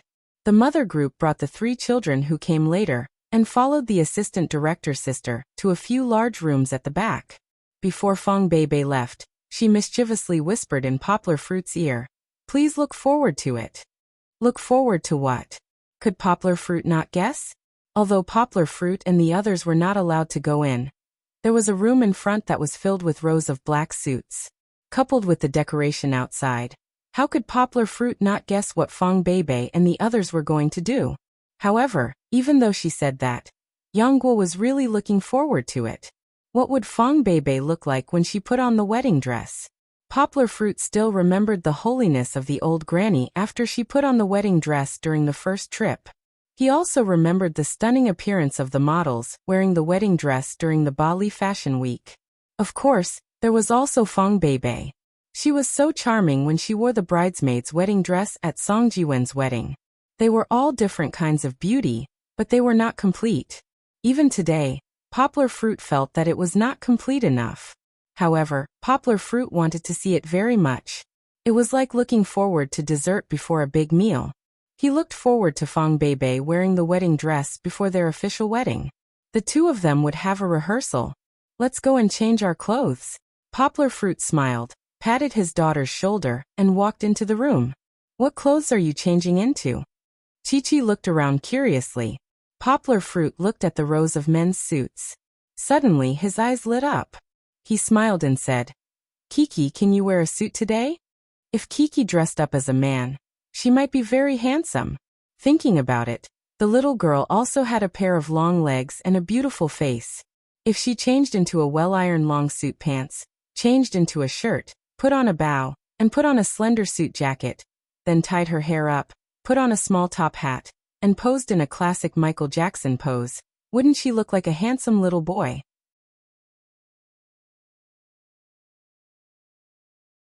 Of course, Kiki's face was still a little soft, unlike her father's, whose facial features were like a sculpture. After all, she was a girl. After she put on men's clothes, she was not Lin Qingxia's version of Dongfang Bubi. Perhaps she was more like Zhao Ling, played by Lu Yifei, who dressed up as a man and went to the brothel. Even if she wore men's clothes, one could still tell that she was a girl at a glance. Because of her beautiful eyes, her pursed lips, or her shyness when she lowered her head. She did not need to have a graceful figure to make men's hearts sway. Okay. Kiki replied in a daze. She did not know that her father was playing with her. Of course, if the show really had such a gentleman's outfit that suited Kiki, Poplar Fruit might really make it real and let Kiki try it on. But unfortunately, this show was called Where Are You Going, Daddy? It was not called The 100 Changes Show. How could such an educational and entertaining program come up with such a nonsensical crosstalk? Don't listen to your father's lies. The assistant director's sister, who had returned, smiled and exposed Poplar Fruit's joke. She took Kiki's little hand and said, "Kiki, come with me. I will take you to change your clothes.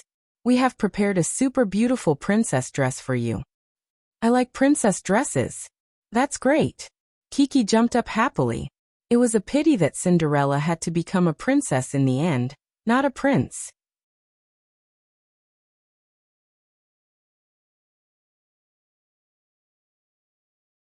Chapter 1487. The audience did not see this scene. Otherwise, they would probably be full of resentment towards the production team. Compared to Chi-Chi, who was already very familiar with wearing a princess dress, they were more interested in Chi-Chi dressing up like a little prince. Of course, if they did not see it, they would treat it as if it did not happen. First, he put on some light makeup. Then, Poplar Fruit changed into a tailor-made suit made by the production team. It was not just a suit. In addition to the leather shoes, trousers, belt and shirt, he also tied a black bow around his neck. The most eye-catching thing was Poplar Fruit's coat. It was handmade from high-quality wool tweed fabric. The black color was very pure, and the smooth and soft texture was very elastic. There were no creases at all. The main thing was that it was a little slender at the back. The back of the coat was in the shape of a tailcoat with 2 slits. This meant that it was not an ordinary suit, but a tailcoat worn by Western men when they attended some high-end banquets. Even if it was a tailcoat, not everyone could wear it well. After all, there was a tail at the back. Those with shorter legs might have to hang down to the ground. However, Poplar Fruit was the opposite. His pair of long legs complemented the tailcoat, making him look even more tall and elegant. Therefore, when Poplar Fruit quickly changed his clothes and took the lead to walk out, he stole the souls of the female scriptwriters, female assistants, and other female staff in the production team who were between 20 and 40 years old. Too handsome. He was like a prince leading a white horse out of the dense fog of the forest. No, it was like a handsome knight leaning out of an open window of a castle and looking down with deep affection. No, it was more like a noble young master in a British manor riding a horse carriage. Everyone seemed to have their own opinion. After arguing, they realized that Poplar Fruit had become so charming just by changing into a tailcoat. It was enough to satisfy everyone's fantasies. "Teacher Yang, I want to take a picture with you." A female assistant ran up with a blushing face. Although she was blushing, her actions were not shy. She directly hooked her arm around Poplar Fruit's arm and took a selfie with him. In an instant, requests to take a picture flooded in. As for the female assistant who inspired everyone, no one knew when she had joined the queue. When she came up, everyone noticed that she was holding a tall gentleman's hat and a long walking stick. This was definitely a good item from the prop department of the wooden house. "Do you want to wear it?" Poplar Fruit was a little surprised, but his personality was more easygoing. He smiled and satisfied the other party's request. With a tall hat on his head and a walking stick in his hand, Poplar Fruit seemed to have transformed into a noble gentleman. Of course, there were 2 mustaches missing from his mouth. It was also because of the lack of these 2 mustaches that the Poplar Fruit looked very young. Moreover, he had an otherworldly elegance, just like a frivolous young count. The female assistant was grinning from ear to ear. She passed the phone to her friend and pinched her skirt. She stood beside Poplar Fruit like an obedient maid and took a cosplay photo. Scheming bitch. Who knew how many women cursed in their hearts? Although they cursed, this creative idea inspired them. Then, all kinds of fancy poses came to Poplar Fruit. In the end, it was the director who was laughing secretly and rescued Poplar Fruit. To be honest, the suit was really one of the best inventions of human artists. There was almost no man who did not look handsome after wearing a suit. A few fathers and a few little boys came out one after another, causing waves of exclamations. Needless to say, after changing into formal attire, they no longer looked as sloppy as they usually did. Even Lin Yongjian had become elegant and handsome. When Nu Yi and the rest came out, they caused even louder cheers than Poplar Fruit. The older sisters and aunties' eyes lit up as they watched Nu Yi and the rest walk out. Each of the little gentlemen wore a fitting suit. The word cute and handsome exploded in their minds. Actually, the little guys were still not used to the constraints of the suit. After wearing the suit, they could not jump around casually, nor could they fight and play as they pleased. Even when they raised their hands, they felt bound by the suit. Therefore, after they came out, they twisted and turned from time to time, as if trying to find a suitable position. Fortunately, the quality of the suit was still very good. It was not to the extent that it would tear when they bent down. Finally, Poplar Fruit waited for the little princess that he had been eagerly waiting for. Kiki was pulled out of the wooden house by the older sister assistant director. It was as if she had her own background music. She smiled sweetly, and instantly, the white flowers on both sides dimmed. The brilliance was stolen by Kiki. She was really a little princess. Her outfit was too beautiful. The fluffy lace dress had a little lotus-like collar at the neck, but it was not too high. The bright white princess dress was so elegant. Half of her sleeves were exposed, and her fair and slender arms were half exposed to the air. Fortunately, the sun was out now, and the air outside was warm and not as cold as it was at night. If the production team's custom-made dress for Kiki made the little girl look more like a princess, then the 2 streamers that were gently and loosely wrapped around Kiki's arms were the finishing touch. The woolen silk gloves covered Kiki's forearms, making her look elegant and unique. The streamers that were as white as clouds fluttered on Kiki's fair and flawless arms, as if adding a celestial aura. The little Princess Kiki, who had risen from a human emperor's princess to a celestial fairy princess, made her frown and smile between the clouds feel very distant, but also very close. What princess was more beautiful than Kiki now? Even the staff members who were addicted to taking photos with her could only secretly admire her. They did not dare to rashly go up, and they did not even dare to exclaim. It was as if their heavy breathing would disturb the fairy-like little princess in front of them. Wow, Kiki, you're so beautiful. Fortunately, there were a few little guys who did not know anything. Nui laughed and ran over. The onlookers looked at the daredevil with dissatisfaction, but they could not do anything about it. Later, Kong Kong and the others also came over. Xian Xian was even more stunned, and he did not respond to Zhou Shimen's call. Xian Xian, Xian Xian. Xian Xian.